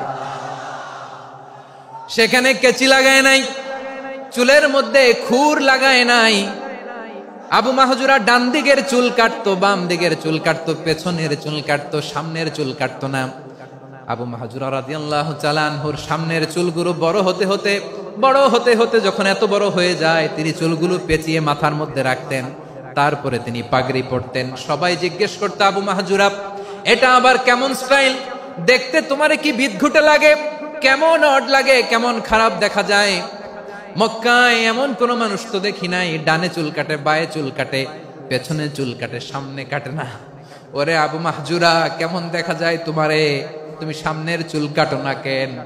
আবু মাহজুরা বলে, আমি হাঁটু গেড়ে পেয়ারা নবীর সামনে বসেছিলাম, আমার এই মাথার চুলের মধ্যে মুবারক হাত লাগিয়ে বিশ্বনবী নিজে আমাকে আজানের প্রতিটা বাক্য শিক্ষা দিয়েছেন। বিশ্বনবীর মোবারক হাত, পবিত্র হাত আমার মাথার চুলের যেই জায়গায় লেগেছে, আমি চাই ওই চুলগুলা নিয়ে আমি আমার কবরের ভিতরে যাব। সাইয়েদনা আবু মাহজুরা রাদিয়াল্লাহু তাআলা আনহু ইন্তেকালের আগের পর্যন্ত মাথার সামনের চুলগুলা কাটে নাই। মাথার সামনের চুল তিনি কাটেন নাই। সুবহানাল্লাহ বিহামদি। কেমন ভালোবাসতেন বিশ্বনবী সাহাবীদেরকে, সাহাবারা কেমন ভালোবাসতেন বিশ্বনবীকে। সামনের চুলগুলো বড় হতে হতে এত বড় ছিল, পেঁচিয়ে রেখে পাগড়ি পরতেন, কাটতেন না। নবীর হাত লেগেছিল। সুবহানাল্লাহ পড়েন। তাহলে what is the lesson? Moral of the story কি? মোরাল অফ দ্য স্টোরি হচ্ছে, আসছিল আজানকে ব্যঙ্গ করার জন্য, বিকৃত করার জন্য, হয়ে গেল মসজিদুল হারামের মুয়াজ্জিন। দেখেন বিশ্বনবী একটা খারাপ সিচুয়েশনের মধ্যে থেকে কি ভালো জিনিস বের করে আনলেন। আমি যে শুরুতে বলেছি কিভাবে তিনি হিউম্যান রিসোর্সকে ডেভেলপ করেছেন, ম্যানেজ করেছেন। তিনি যে চৌকস ট্যালেন্ট হান্টার ছিল, দেখেন সবার মধ্যে থেকে এর বাছাই করে মুয়াজ্জিন বানাই দিয়েছেন। সুবহানাল্লাহ পড়েন। তার মানে এই না সবাইরে ধরে ধরে উনি মুয়াজ্জিন বানাইছেন।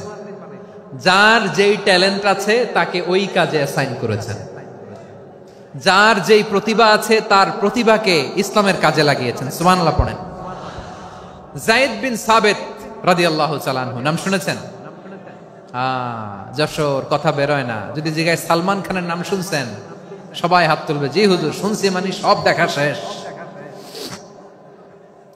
সালমান খান, আমির খান, অমুক খান, সব খান।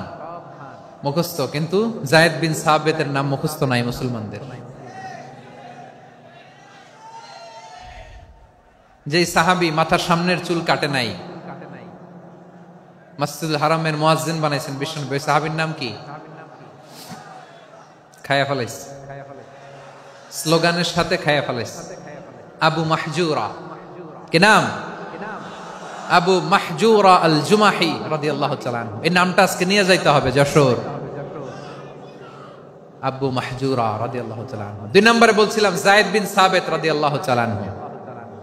বিশ্বনবী দেখলেন মদিনার এই আনসারী সাহাবী হাইলি ট্যালেন্টেড, ইন্টেলেকচুয়াল, মেরিটোরিয়াস, জ্ঞানের প্রতি তার আকর্ষণ, মারাত্মক আকর্ষণ। বিশ্বনবী তাকে দায়িত্ব দিলেন, কোরআন যা নাজিল হয় তুমি লিখো, কাতিবুল ওহী বানায় দিলেন। সুবহানাল্লাহ। যায়েদ বিন সাবিতরে আবার আজান শিখান নাই, কারণ তার মধ্যে বিশ্বনবী প্রতিভা দেখেছেন, একাডেমিক প্রতিভা। বিশ্বনবীর একাডেমিক প্রজেক্টগুলো তিনি হ্যান্ডেল করতেন। যায়েদ বিন সাবিত ছিল বিশ্বনবীর ব্যক্তিগত সচিব। কি ছিল? ব্যক্তিগত সচিব। বোঝেন নাই? বিশ্বনবীর ব্যক্তিগত সচিব এবং দোভাষী। ইহুদিরা কিছু লিখে দিলে এটার অর্থ বিশ্বনবীরে বুঝায় দিতেন, আবার ইহুদিদের কাছে কিছু লিখতে হলে তিনি লিখে দিতেন। বিশ্বনবী একদিন বললেন, ইন্নী ওয়াল্লাহি মা আমানু ইয়াহুদা আলা কিতাব। ইহুদিরা যে চিঠি পাঠায় অর্থ তো বুঝি না, আরেক ইহুদি আইনা অর্থ করা লাগে। আবার ইহুদিদের কাছে কিছু লিখে পাঠাইতে চাইলে আমরা তো লিখতে পারি না, ইহুদিরে দিয়ে লেখা লাগে। ওরা যে পয়রা শোনায় লিখে দেয়, আমি ওদের বিশ্বাস করি না। আমার নিজের একজন লোক দরকার। বিশ্বনবী এই যায়েদ বিন সাবিতকে চুজ করলেন ল্যাঙ্গুয়েজের জন্য। উনি বললেন, যায়েদ, তোমার সফট স্কিলকে ডেভেলপ করতে হবে, তুমি হিব্রু ল্যাঙ্গুয়েজ শিখে ফেলো। যায়েদ বিন সাবিত বলল, বিশ্বনবীর মোটিভেশন আর ইন্সপিরেশন পেয়ে আমি 15 দিনে ইহুদিদের এই হিব্রু ল্যাঙ্গুয়েজ শিখে ফেললাম। শুধু শিখে ফেললাম না, হাত্তা হাদিকতু, even I became master in the language. এই ভাষা আমি পারদর্শী হয়ে গেলাম। এরপরে ইহুদিরা চিঠি লিখে পাঠালে আর কোন ইহুদি ডাকা লাগতো না, আমি নবীর এটার অর্থ শুনে পরে বুঝায় দিতাম। আবার ইহুদিদের কাছে চিঠি লেখা লাগলে আমি যায়েদ বিন সাবিত চিঠি লিখে দিতাম। সুবহানাল্লাহ। দেখেন, এত সাহাবীর মধ্য থেকে বিশ্বনবীর একাডেমিক প্রজেক্ট, ব্যক্তিগত সচিব, দোভাষী হিসেবে তিনি যায়েদ বিন সাবিতের মতো তরুণকে নির্বাচিত করেছেন। কেমন ট্যালেন্ট হান্টার ছিল আমার নবী। সুবহানাল্লাহ পড়বেন না? বিশ্বনবীর ইন্তেকালের পরে সাইয়েদনা আবু বকর রাদিয়াল্লাহু তাআলা আনহু যখন খলিফা হয়ে আসলেন, কোরআনকে সংকলনের দায়িত্ব দেয়া লাগবে, কোন সাহাবীকে দিবেন? সব সাহাবারা মিলে পরামর্শ করলেন।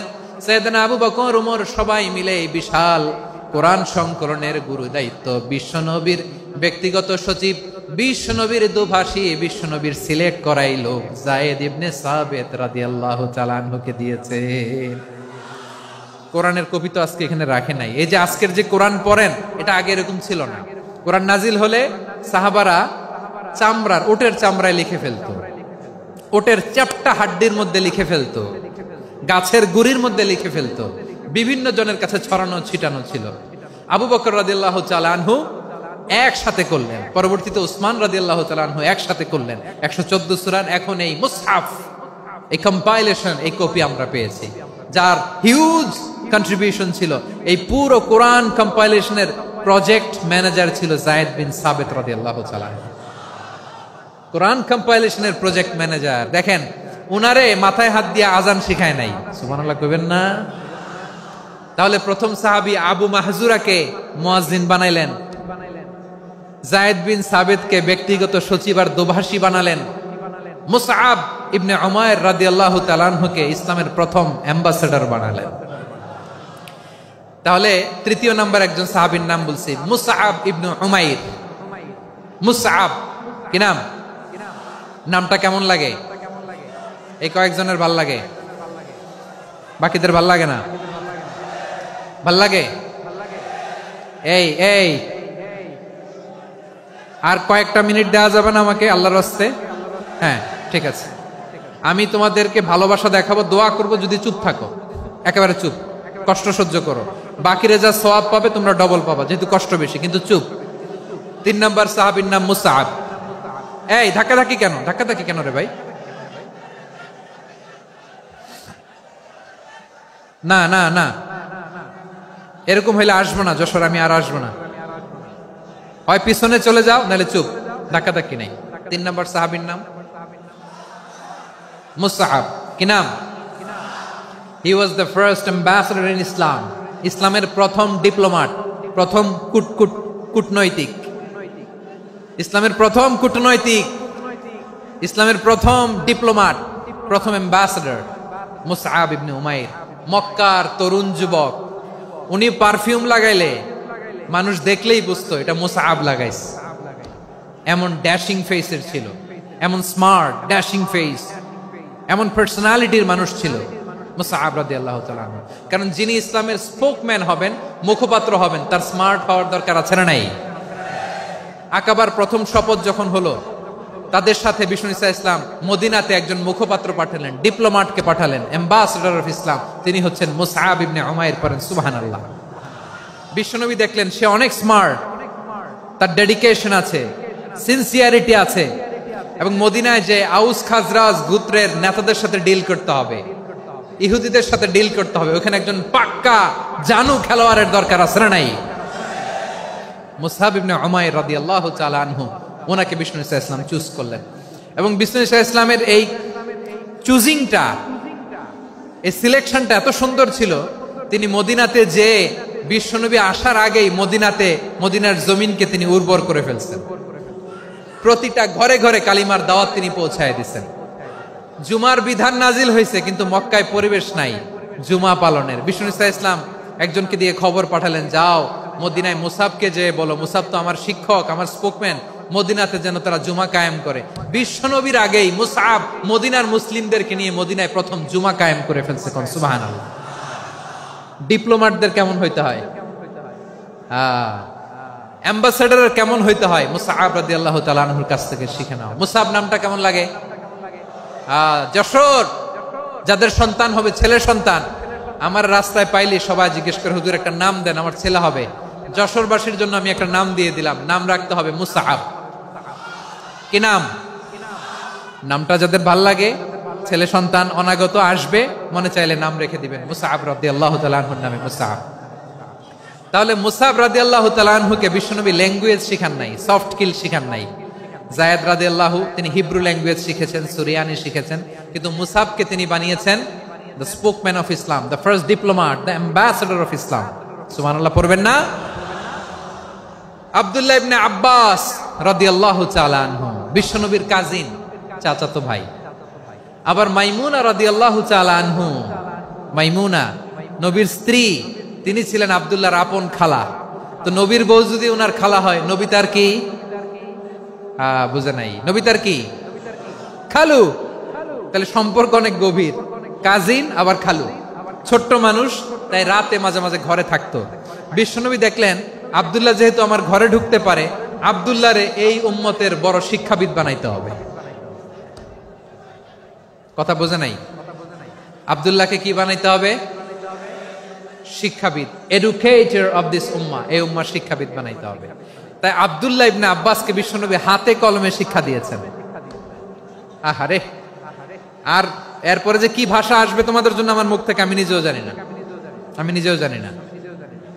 1 ঘন্টা যাবত ধাক্কা ধাক্কি মারামারি। তো আসতে বলছে কে তোমাকে? পেছনে চলে যাও, জায়গা না পেলে। পুরো প্রোগ্রামটাই নষ্ট করে দিল।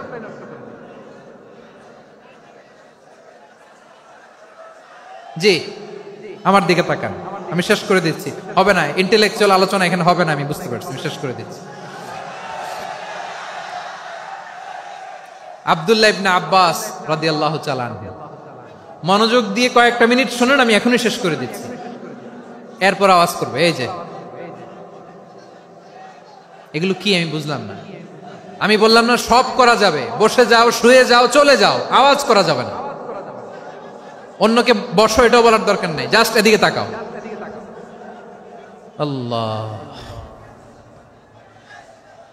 আব্দুল্লাহ ইবনে আব্বাস রাদিয়াল্লাহু তাআলা আনহু, উনাকে বিশ্বনবী হাতে কলমে শিক্ষা দিয়েছেন, যেহেতু উম্মতের শিক্ষাবিদ হবেন, এডুকেটর হবেন। তো বিশ্বনবী রাতে যখন তাহাজ্জুদ পড়তেন, ছোট্ট আব্দুল্লাহ ঘরে থাকতো। বুঝতে পেরেছেন? ছোট্ট মানুষ তো ঘরে থাকতো। তো বিশ্বনবী তাহাজ্জুদের জন্য একবার দাঁড়িয়েছেন, ছোট্ট আব্দুল্লাহ ওযু করে দাঁড়াইছে। আচ্ছা বলেন তো, ইমাম আর মুসল্লি মোট যদি 2 জন হয়, একজন ইমাম একজন মুসল্লি, তো মুসল্লি ইমামের কোন দিকে দাঁড়াবে? ডানে দাঁড়াবে। ছোট্ট আব্দুল্লাহ বোঝে নাই, বিষ্ণুনবী তাহাজ্জুদ শুরু করেছেন, উনি একতেদা করছেন আর দাঁড়াইছেন বায়ে। কোথায় দাঁড়িয়েছেন? আব্দুল্লাহ বলেন, যখন আমি বায়ে দাঁড়ালাম, আখাযা রাসূলুল্লাহ সাল্লাল্লাহু আলাইহি ওয়াসাল্লাম উযুনি আল ইউমনা ইয়াফতিলুহা, বিষ্ণুনবী নামাজরত অবস্থায় আমার কান ধরে টেনে আমার ডান দিকে এনে দাঁড় করায় দিলেন। পড়েন সুবহানাল্লাহ। দেখেন, হাতে কলমে শিক্ষা। আর জীবনে ভুলাবে? কথা কয় না, আর ভুলাবে? আর ভুল হবে না। এভাবে বিশ্বনবীর অনেক সঙ্গ পেয়েছেন, সফর করেছেন, একই বাহনে বসেছেন, এক বাহনে বসে লম্বা নসিহত করেছেন, বলেছেন, ইয়া গোলাম ইহফাজিল্লাহ ইয়াহফাজকা, ইহফাজিল্লাহ তাজিদহু তুজাহাক, ইযা সাআলতা ফাসআলিল্লাহ ওয়া ইযা ইসতাআনতা ফাসতাইন বিল্লাহ। আল্লাহর বিধান মানো, আল্লাহর বিধান রক্ষা করো, আল্লাহ তোমায় রক্ষা করবে। আব্দুল্লাহ, চাইতে হলে আল্লাহর কাছে চাও, সাহায্য চাইতে হলে আল্লাহর কাছে সাহায্য চাও। মনে রাখো, গোটা বিশ্বের সবাই যদি তোমার সাহায্য করতে চায়, ততটুকুই করতে পারবে যতটুকু আল্লাহ তোমার নসিবে রেখেছে। গোটা বিশ্ব যদি তোমার বিরুদ্ধে ষড়যন্ত্রে দাঁড়িয়ে যায়, ক্ষতি ততটুকু করতে পারবে যতটুকু তোমার জন্য বরাদ্দ আছে। এর বাইরে কিছু করতে পারবে না। আওয়াজ করে বলেন ঠিক কিনা? এভাবে হাতে কলমে শিখিয়েছেন, বিশ্বনবীর সঙ্গ পেয়েছেন। উনাকে বিষ্ণু ইসলাম শিক্ষাবিদ, এডুকেটর অফ দিস উম্মাহ হিসেবে সিলেক্ট করেছেন, হাতে কলমে শিখিয়েছেন। বিশ্বনবী একবার প্রকৃতির ডাকে সাড়া দিয়ে এসেছেন। এখন কি করতে হবে? নামাজের জন্য ওযু করতে হবে। বিশ্বনবী এসেই দেখেন ওযুর বদনায় পানি ভরা, খুশি হয়ে গেলেন, বললেন, কে রেখেছে পানি? একজন বলল, আব্দুল্লাহ রেখেছে। বিশ্বনবী অত্যন্ত খুশি হলেন, খুশি হয়ে একটা দোয়া করলেন, বললেন, আল্লাহুম্মা ফাক্কিহু ফিদ্দীন ওয়া আল্লিমহু তা'ওয়ীল। আল্লাহ, তুমি আব্দুল্লাহকে দ্বীনের বুঝ দিও আর কোরআনের তাফসীর শিক্ষা দিও। বিশ্বনবীর এই দোয়া এমন লাগছে, উনি রাইসুল মুফাসসিরিন, এই পৃথিবীতে যত মুফাসসির ছিল, যত মুফাসসির আসবে, সকল মুফাসসিরের সম্রাট হিসেবে স্বীকৃত হয়েছেন। আব্দুল্লাহ ইবনে আব্বাস, বিশ্বনবী ওনারে আজান শিখান নাই, বিশ্বনবী ওনারে ল্যাঙ্গুয়েজ শিখান নাই, বিশ্বনবী ওনারে অ্যাম্বাসাডর বানান নাই, হাতে কলমে শিক্ষা দিয়েছেন। ছোট্ট মানুষ, বিশ্বনবী ইন্তেকাল করলেন, আবু বকরের সময় গেল, ওমরে ফারুকের খেলাফত, তখনও তিনি তরুণ। ওমরে ফারুক রাদিয়াল্লাহু তাআলা আনহু ওনার ক্যাবিনেট মিনিস্ট্রির বৈঠকে এই আব্দুল্লাহ ইবনে আব্বাসকে পাশ দিয়ে বসায় রাখতেন। বয়স্ক সাহাবারা এটা পছন্দ করতো না। তারা বলতো, ঘটনা কি? আব্দুল্লাহর মতো ছেলে নাতি আমাদের আছে, এরা কেন রাখে ওমরে ফারুক? ওমরে ফারুক এটা টের পেলেন, তিনি বুঝতে পারলেন যে ক্যাবিনেট মেম্বাররা এটা পছন্দ করে না, ছোট্ট আব্দুল্লাহরা কেন রাখি, কেন যে রাখি, এটা একদিন বুঝাবো। একদিন মিটিং এ তিনি সবাইকে বললেন, ইদা জাআ নাসরুল্লাহি ওয়াল ফাতহ। এই আয়াত দ্বারা উদ্দেশ্য কি বলেন তো মুরব্বী সাহাবীরা? এক সাহাবী বলেন, এই সূরা দ্বারা উদ্দেশ্য, আল্লাহ বলেছেন আমাদেরকে বিভিন্ন ল্যান্ড, বিভিন্ন এলাকা বিজয় করতে হবে। ওমরে ফারুক বললেন, না, হয়নি। আরেকজন বললেন, বিজয় হওয়ার পর আমাদের বেশি বেশি আল্লাহর বরত্বের ঘোষণা দিতে হবে, এটা উদ্দেশ্য। ওমরে ফারুক বললেন, না, হয় নাই। যারে জিজ্ঞেস করেন কেউ পারে না। সব শেষে বিশ্বনবী ছোট্ট আব্দুল্লাহরে বলেন, আব্দুল্লাহ, ইদা জাআ নাসরুল্লাহি ওয়াল ফাতহ, এর দ্বারা উদ্দেশ্য কি বলো তো? ছোট্ট আব্দুল্লাহ বলেন, হুয়া আজালু রাসূলিল্লাহ। এই আয়াত দ্বারা বিশ্বনবীর বিদায়কে উদ্দেশ্য নেওয়া হয়েছে। ওমরে ফারুক বললেন, হাযা হুয়া, এটাই তো সঠিক উত্তর, এটাই সঠিক তাফসীর এই আয়াতের। কারণ ইদা জাআ নাসরুল্লাহি ওয়াল ফাতহ, যখন আল্লাহর সাহায্য আর বিজয় আসবে, ওয়া রাআইতান নাসা ইয়াদখুলুনা ফি দীনিল্লাহি আফওয়াজা, আপনি দেখবেন দলে দলে, ঢলে ঢলে, বানের পানির মতো মানুষ ইসলামের দিকে ঢুকতেছে, ইসলামের বিজয় হয়েছে। তো ইসলামের বিজয়ের মিশন নিয়ে নবী আসছে, বিজয়ী যখন হয়ে গেছে, এখন তো নবীর বিদায় হবে। জোরে বলেন ঠিক কিনা? কোন সাহাবী এই সূক্ষ্ম কথাটা ধরতে পারে নাই, ওই আব্দুল্লাহ ছাড়া। আব্দুল্লাহ যখন উত্তর দিছে, সব সাহাবীদের টনক নড়েছে। এরপর থেকে কোন ক্যাবিনেট মিটিং এ আর কোন সাহাবারা কোনো প্রশ্ন করে নাই। আওয়াজ করে পড়েন সুবহানাল্লাহ। বিশ্বনবী আব্দুল্লাহ ইবনে আব্বাসকে দ্য এডুকেটর অফ দ্য উম্মাহ, উম্মার শিক্ষাবিদ হিসেবে গ্রহণ করেছেন। আওয়াজ করে পড়তে হবে আল্লাহু আকবার। সাহাবীদের নামগুলো মনে থাকবে? এক নম্বরে আবু মাহজুরা, মুয়াজ্জিন বানাইছেন। যায়েদ ইবনে সাবিত, দোভাষী, ট্রান্সলেটর অফ প্রফেট, এবং তিনি ছিলেন বিশ্বনবীর ব্যক্তিগত সচিব। মুসআব ইবনে উমাইর, the first ambassador and diplomat of Islam. আব্দুল্লাহ ইবনে আব্বাস, এই উম্মার সবচেয়ে বড় এডুকেটর, শিক্ষাবিদ। আরেকজন ছিল আব্দুল্লাহ ইবনে মাসউদ রাদিয়াল্লাহু তাআলা। দুই আব্দুল্লাহ, আব্বাস গেল, আরেকজন হচ্ছে মাসউদ।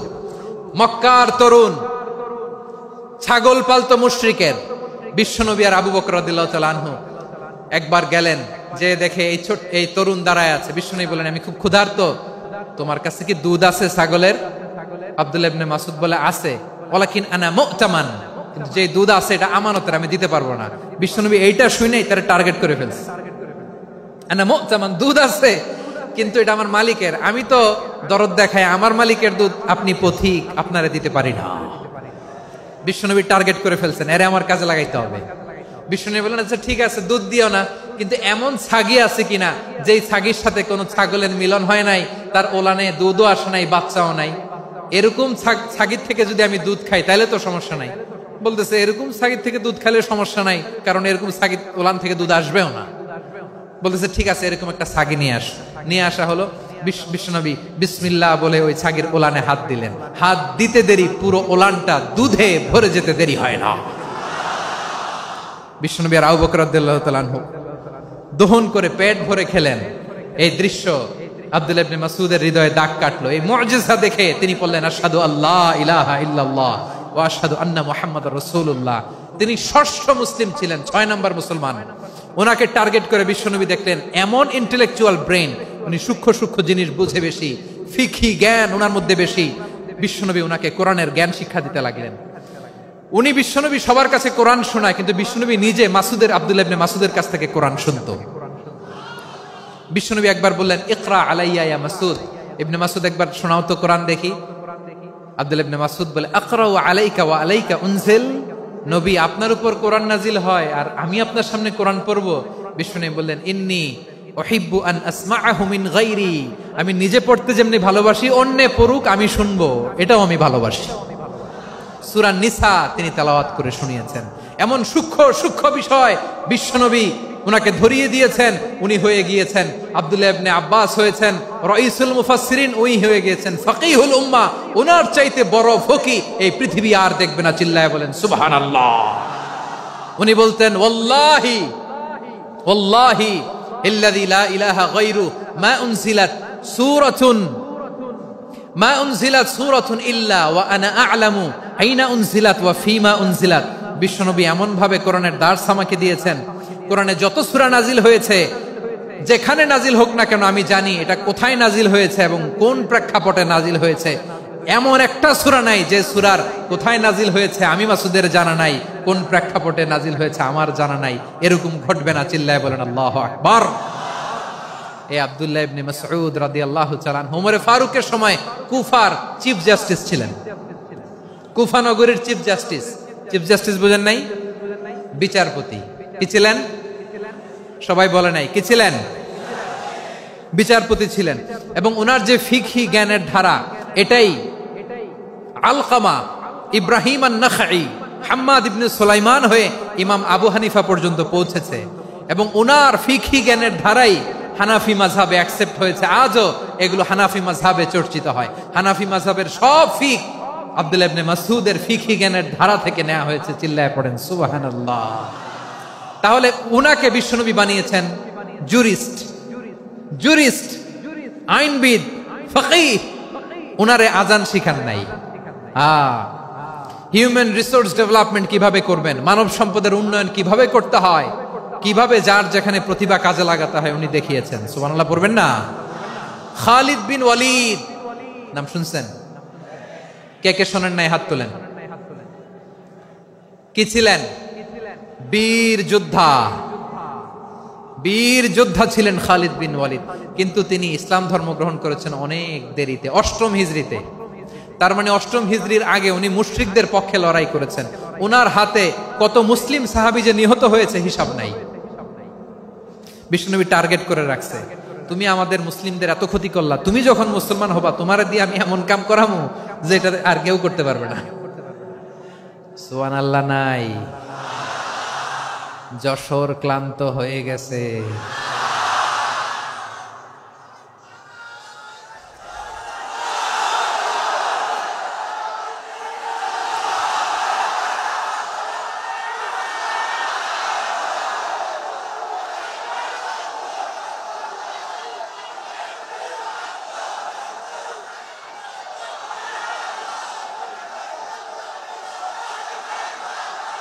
মাশাআল্লাহ।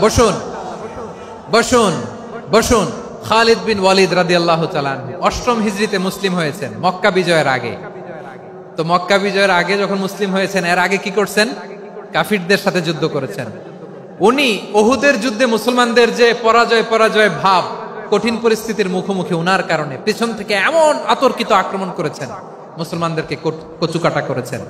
8ম হিজরিতে আল্লাহ তাআলা হেদায়েতের নূর দিয়ে ওনার হৃদয়টাকে উজালা করে দিলেন। লা ইলাহা এটা এমন বাণী যার হৃদয়ে একবার টাচ খাবে, এইটা থেকে সে আর পালিয়ে বেড়াতে পারে।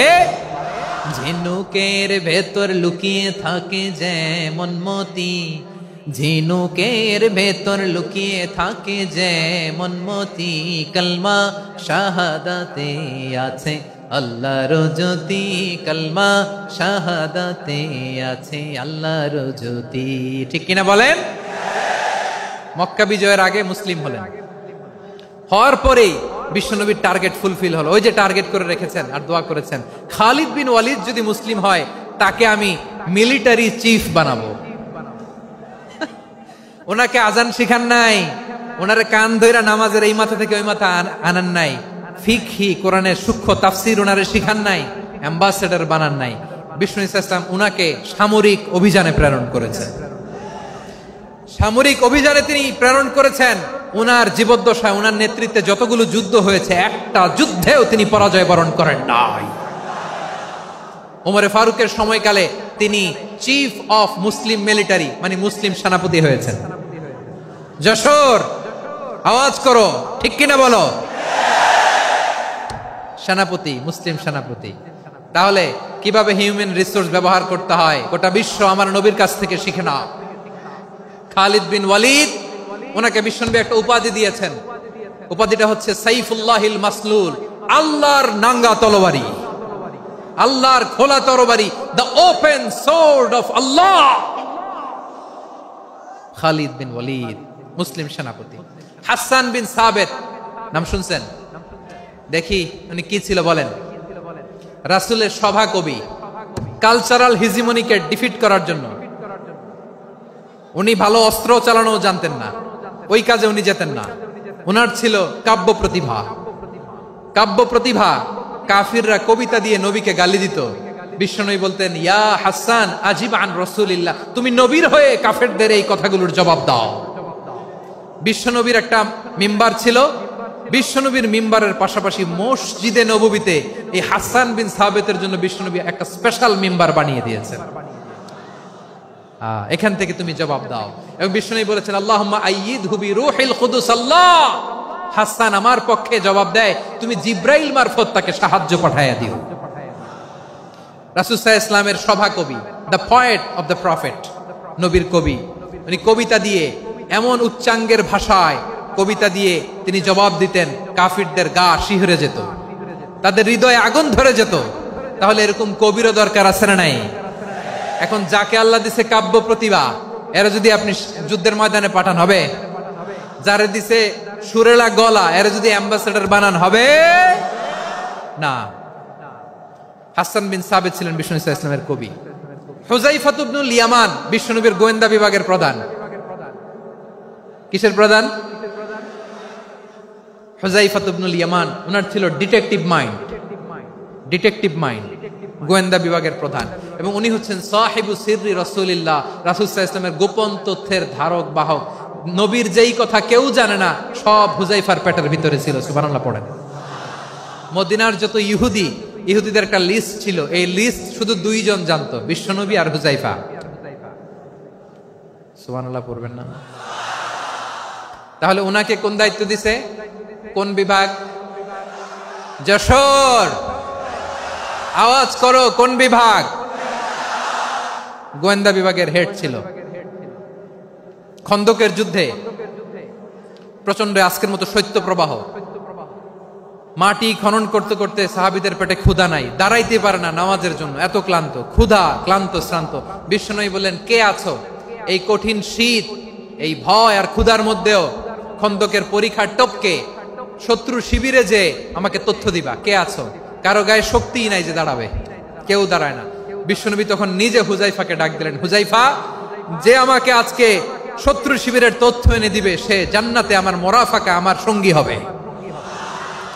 হুযায়ফা রাদিয়াল্লাহু ইবনুল ইয়ামান জীবনের ঝুঁকি নিয়ে এই ক্ষুধা শৈত্য প্রবাহ কোল্ড ওয়েভস কে উপেক্ষা করে পরীক্ষা টপকে শত্রু শিবিরে যে সবার কথাগুলো চুপে চুপে শুনে বিশ্বনবীর দরবারে এসে গোয়েন্দাদের মতো তথ্য সরবরাহ করেছে। বিশ্বনবীর গোয়েন্দা বিভাগের প্রধান হুযায়ফা ইবনুল ইয়ামান ইন্টেলিজেন্স বিভাগ চালাতেন। মুনাফিকদের নাম ওনার কাছে ছিল। মুআয ইবনে জাবাল মদিনা রাষ্ট্রের সবচেয়ে সিনিয়র আমলা ছিলেন। আমলাতন্ত্র চিনেন তো? প্রশাসনিক কাজ যারা চালায়, অ্যাডমিনিস্ট্রেশন বুঝেন না? The department of administration. মদিনার রাষ্ট্রের সিনিয়র আমলা মুআয ইবনে জাবাল মুতাখাসসিসুন ফিল হালাল ওয়াল হারাম, হালাল হারামের স্পেশালিস্ট ছিলেন। বিশ্বনবী উনাকে ইয়ামানের গভর্নর করে পাঠিয়েছেন। বলেছেন ইন্নাকা তা'তি কওমান আহলা কিতাব, এমন গোষ্ঠীর কাছে যাবা যারা ইহুদি নাসারা, আগে শাহাদা পড়লে এরপরে নামাজের দাওয়াত দিও, নামাজ পড়লে যাকাতের দাওয়াত দিও। গভর্নরের অ্যাটিটিউড যেমন থাকে তেমন অ্যাটিটিউড ধরে রেখো। সুবহানাল্লাহ পড়েন।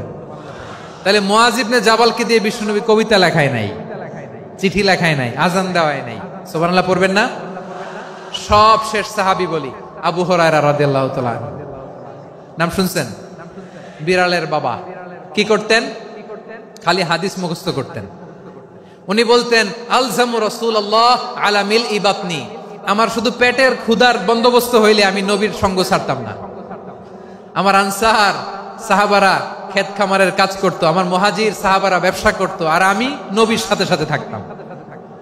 শুধু সকাল বিকাল দুই বেলা যদি আমার খাবারের বন্দোবস্ত হয় আমি আর নবীর লক ছাড়ি না। সুবহানাল্লাহ কইবেন না? 5374টা হাদিস তিনি বর্ণনা করেছেন। সবচেয়ে বেশি হাদিস বর্ণনাকারী সাহাবী। হাদিস প্রিজার্ভেশনের কাজে বিশ্বনবী ওনাকে কাজে লাগিয়েছেন। উনি একদিন বলেন ইয়া রাসূলুল্লাহ আসমাউ মিনকা কাসীরান ফালা আহফাজু, নবী অনেক কথা শুনি আমার মনে থাকে না। বিষ্ণু বললেন তাই? উবসুত রিদাক, তোমার চাদরটা বিছাও। আবু হুরায়রা বিছালেন, বিশ্বনবী হাত বুলায় দিলেন, এরপরে অনেক হাদিস বর্ণনা করলেন। আবু হুরায়রা বলে তারপর থেকে বিশ্বনবী যাই বর্ণনা করে আমি শুনি আর একটাও ভুলি না। এখন সুবহানাল্লাহ। বিশ্বনবী ওনাকে হাদিস প্রিজার্ভেশন, নবীর এই যে লক্ষ্য হাদিস প্রিজার্ভেশনের এই দায়িত্ব দিয়েছেন সাইয়েদনা আবু হুরায়রা রাদিয়াল্লাহু তাআলা আনহুকে। প্রিয় ভাইরা, তাহলে 10 জন সাহাবীর কথা যে বললাম, আপনারা কি খেয়াল করেছেন কত বড় ট্যালেন্ট হান্টার, চৌকস ট্যালেন্ট হান্টার ছিল আমার নবী। এক একজনের এক এক ট্যালেন্ট, এক এক কাজে অ্যাসাইন করেছেন, এক একজনকে এক এক দায়িত্ব দিয়েছেন, এক একজনের প্রতিভাকে এক একভাবে বিকশিত হওয়ার সুযোগ দিয়েছেন। আওয়াজ করে বলেন ঠিক কি না? এখন আমার পর্দার আড়ালে আমার মায়েরা বলবে এতগুলো পুরুষ সাহাবীর কথা বললো, নারী সাহাবীরা কি কিছু করে নাই? হ্যাঁ, একজন নারী সাহাবীর কথা বলে মোনাজাত হবে, দোয়া ছাড়া কেউ যাব না। রুফাইদা আল আসলামিয়া রাদিয়াল্লাহু তাআলা আনহা, ওনার বাবার নাম সাআদ আল আসলামি। বিশ্বনবী কি খেয়াল করলেন দেখেন, সাআদ ছিল মদিনার বড় ডাক্তার। এই নারী সাহাবী রুফাইদা বাবার কাছ থেকে চিকিৎসা বিদ্যা শিখেছেন। যখন শিখছে বিশ্বনবী দেখলেন আমার তো প্রতি সপ্তাহে সপ্তাহে যুদ্ধে আহত সাহাবীদের সেবা দিবে কে? বিশ্বনবী রুফাইদাকে বললেন রুফাইদা তুমি মসজিদে নববীর পাশে একটা মেডিকেল ক্যাম্প করো। এই যে সাকিনা আদ্দিন মেডিকেলের আমার ছাত্রী বন্ধুরা শুনে রাখো, তোমাদের আইকন হচ্ছে এই রুফাইদা আল আসলামিয়া। বিশ্বনবীর ডিরেকশন অনুযায়ী তিনি মসজিদে নববীর পাশে একটা মেডিকেল ক্যাম্প করলেন এবং আহত সাহাবাদের চিকিৎসা উনি ওনার টিম নিয়ে দিতেন। বিশ্বনবীর পরামর্শে উনি আনসারি এবং মুহাজির মহিলা সাহাবীদেরকে নিয়ে একটা স্পেশাল মেডিকেল টিম গঠন করলেন। খায়বার যুদ্ধে 7ম হিজরিতে যখন বিশ্বনবী যায় উনি ওনার টিম নিয়ে আসলেন, বললেন ইয়া রাসূলুল্লাহ আমরা তো তলোয়ার চালাতে পারি না, আমরা তো তীর মারতে পারি না, আপনি যদি অনুমতি দেন খায়বার অভিযানে আমি আমার টিম নিয়ে মেডিকেল টিমের সেবাটা সার্ভিসটা দিতে চাই। পড়েন সুবহানাল্লাহ। বিশ্বনবী অনুমতি দিলেন, যোদ্ধা সাহাবীদের সাথে রুফাইদা আল আসলামিয়া উনিও মেডিকেল টিম নিয়ে অগ্রসর হলেন। খায়বারের প্রতিটা আহত ইনজুর্ড সাহাবী যারা ইনজুরি শিকার হয়েছেন সবাই রুফাইদা আল আসলামিয়ার এই মেডিকেল ক্যাম্প থেকে চিকিৎসা সহায়তা পেয়েছেন। সুবহানাল্লাহ পড়েন। দেখেন কিভাবে বিশ্বনবী ট্যালেন্ট বাছাই করতেন, আপনি অবাক হবেন। বাহরাইনের মেডিকেল ইউনিভার্সিটিতে রুফাইদা আল আসলামিয়া মেডিকেল প্রাইজ অ্যাওয়ার্ড প্রতি বছর দেয়া হয়। যদি আদ্দিনের এই মেডিকেল আমার বোনেরা যদি জেনে থাকো জানো, না হলে নতুন করে জানো, সার্চ দিও রুফাইদা আল আসলামিয়া মেডিকেল অ্যাওয়ার্ড বাহরাইনের ইউনিভার্সিটিতে দেওয়া হয়। প্রিয় ভাইয়েরা, তাহলে আলোচনার সামারি আমরা করি। বিশ্বনবী যার যেখানে ট্যালেন্ট তাকে ওইখানে কাজে লাগাতেন। আওয়াজ করে বলেন ঠিক কিনা? এবার একটা ইন্টারভিউ হবে, আওয়াজ করে বলেন আবু মাহজুরাকে বিশ্বনবী কি বানাইছেন? হ্যাঁ, ভুলে গেছেন? সামনের চুলে হাত দিয়ে বিশ্বনবী কি সুন্দর গলায় আজান শিখালেন। মুয়াজ্জিন যায়েদ বিন সাবিতকে একাডেমিক প্রজেক্টের দায়িত্ব দিয়েছেন, তিনি ছিলেন বিশ্বনবীর দোভাষী ব্যক্তিগত সচিব। মুসআব ইবনে Umair the first ambassador of Islam, Abdullah ইবনে আব্বাস উম্মার বড় শিক্ষাবিদ মুফাসসির, আব্দুল্লাহ ইবনে মাসউদ ছিলেন জুরিস্ট। কি ছিলেন? জুরিস্ট ছিলেন, এই উম্মার সবচেয়ে বড় জুরিস্ট। খালিদ বিন ওয়ালিদ সেনাপ্রধান। হাসান বিন সাবিত ছিলেন বিশ্বনবীর সভাকবি। কি ছিলেন? বিশ্বনবীর সভাকবি ছিলেন। এরপরে হুযায়ফা ইবনুল ইয়ামান কি ছিলেন? গোয়েন্দা বিভাগের প্রধান। মুআয ইবনে জাবাল কি ছিলেন?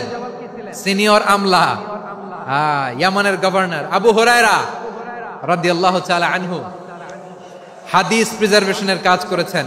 আর আমাদের রুফাইদা আল আসলামিয়া রাদিয়াল্লাহু তাআলা আনহা কি ছিলেন? নার্স ছিলেন, নার্স হয়ে মেডিকেল সেবা দিয়েছেন। প্রিয় ভাইয়েরা, পুরো আলোচনার যদি সামারি করি তাহলে বিশ্বনবী যেভাবে হিউম্যান রিসোর্সকে ম্যানেজ করেছেন, যার যেখানে প্রতিভা কাজে লাগিয়েছেন, আমরাও যদি করি আমাদের বাংলাদেশের চিত্র আমরা পাল্টে যেতে পারবো। আমরা শুরুতে শুনেছি মানুষের আছে অসীম সম্ভাবনা, প্রতিটা মানুষ অনন্য, যত্ন নিলে, যথাযথ পরিচর্যা করলে মানুষ বিশ্ব জয় করতে পারে। ঠিক কিনা? আমাদের হাফেজে কোরআনের সামনে দাঁড়াতে পারে এমন কোন হাফেজে কোরআন আল্লাহর জমিনে জন্ম হয় নাই।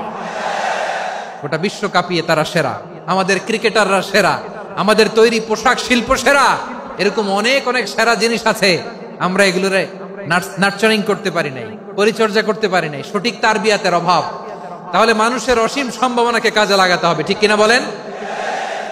ইউনুস গভর্নমেন্টকে আমি বলবো, অল্প সময়ের জন্য আপনারা এসেছেন, সংস্কারও করতে হবে, আবার নির্বাচনও করতে হবে।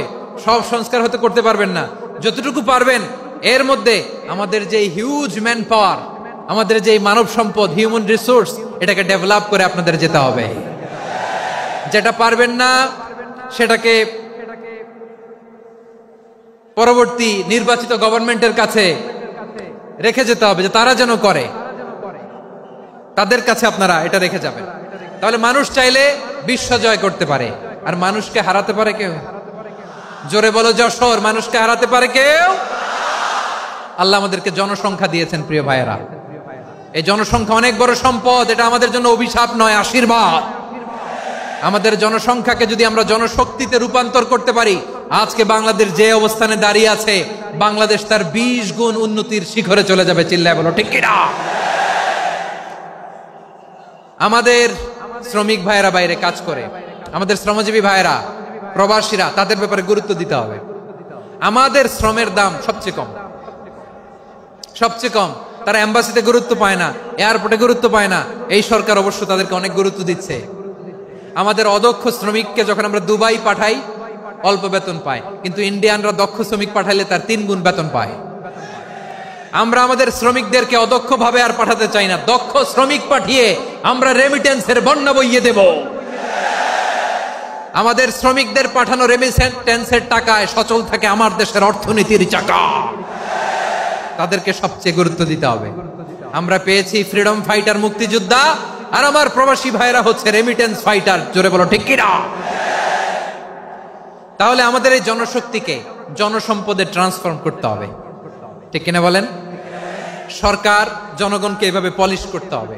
মা বাবারা ছেলে মেয়েদের মধ্যে কার কোন যোগ্যতা তাকে ওইভাবে কাজে লাগাতে হবে। সবার এ প্লাস পাওয়ার কোনো দরকার নাই।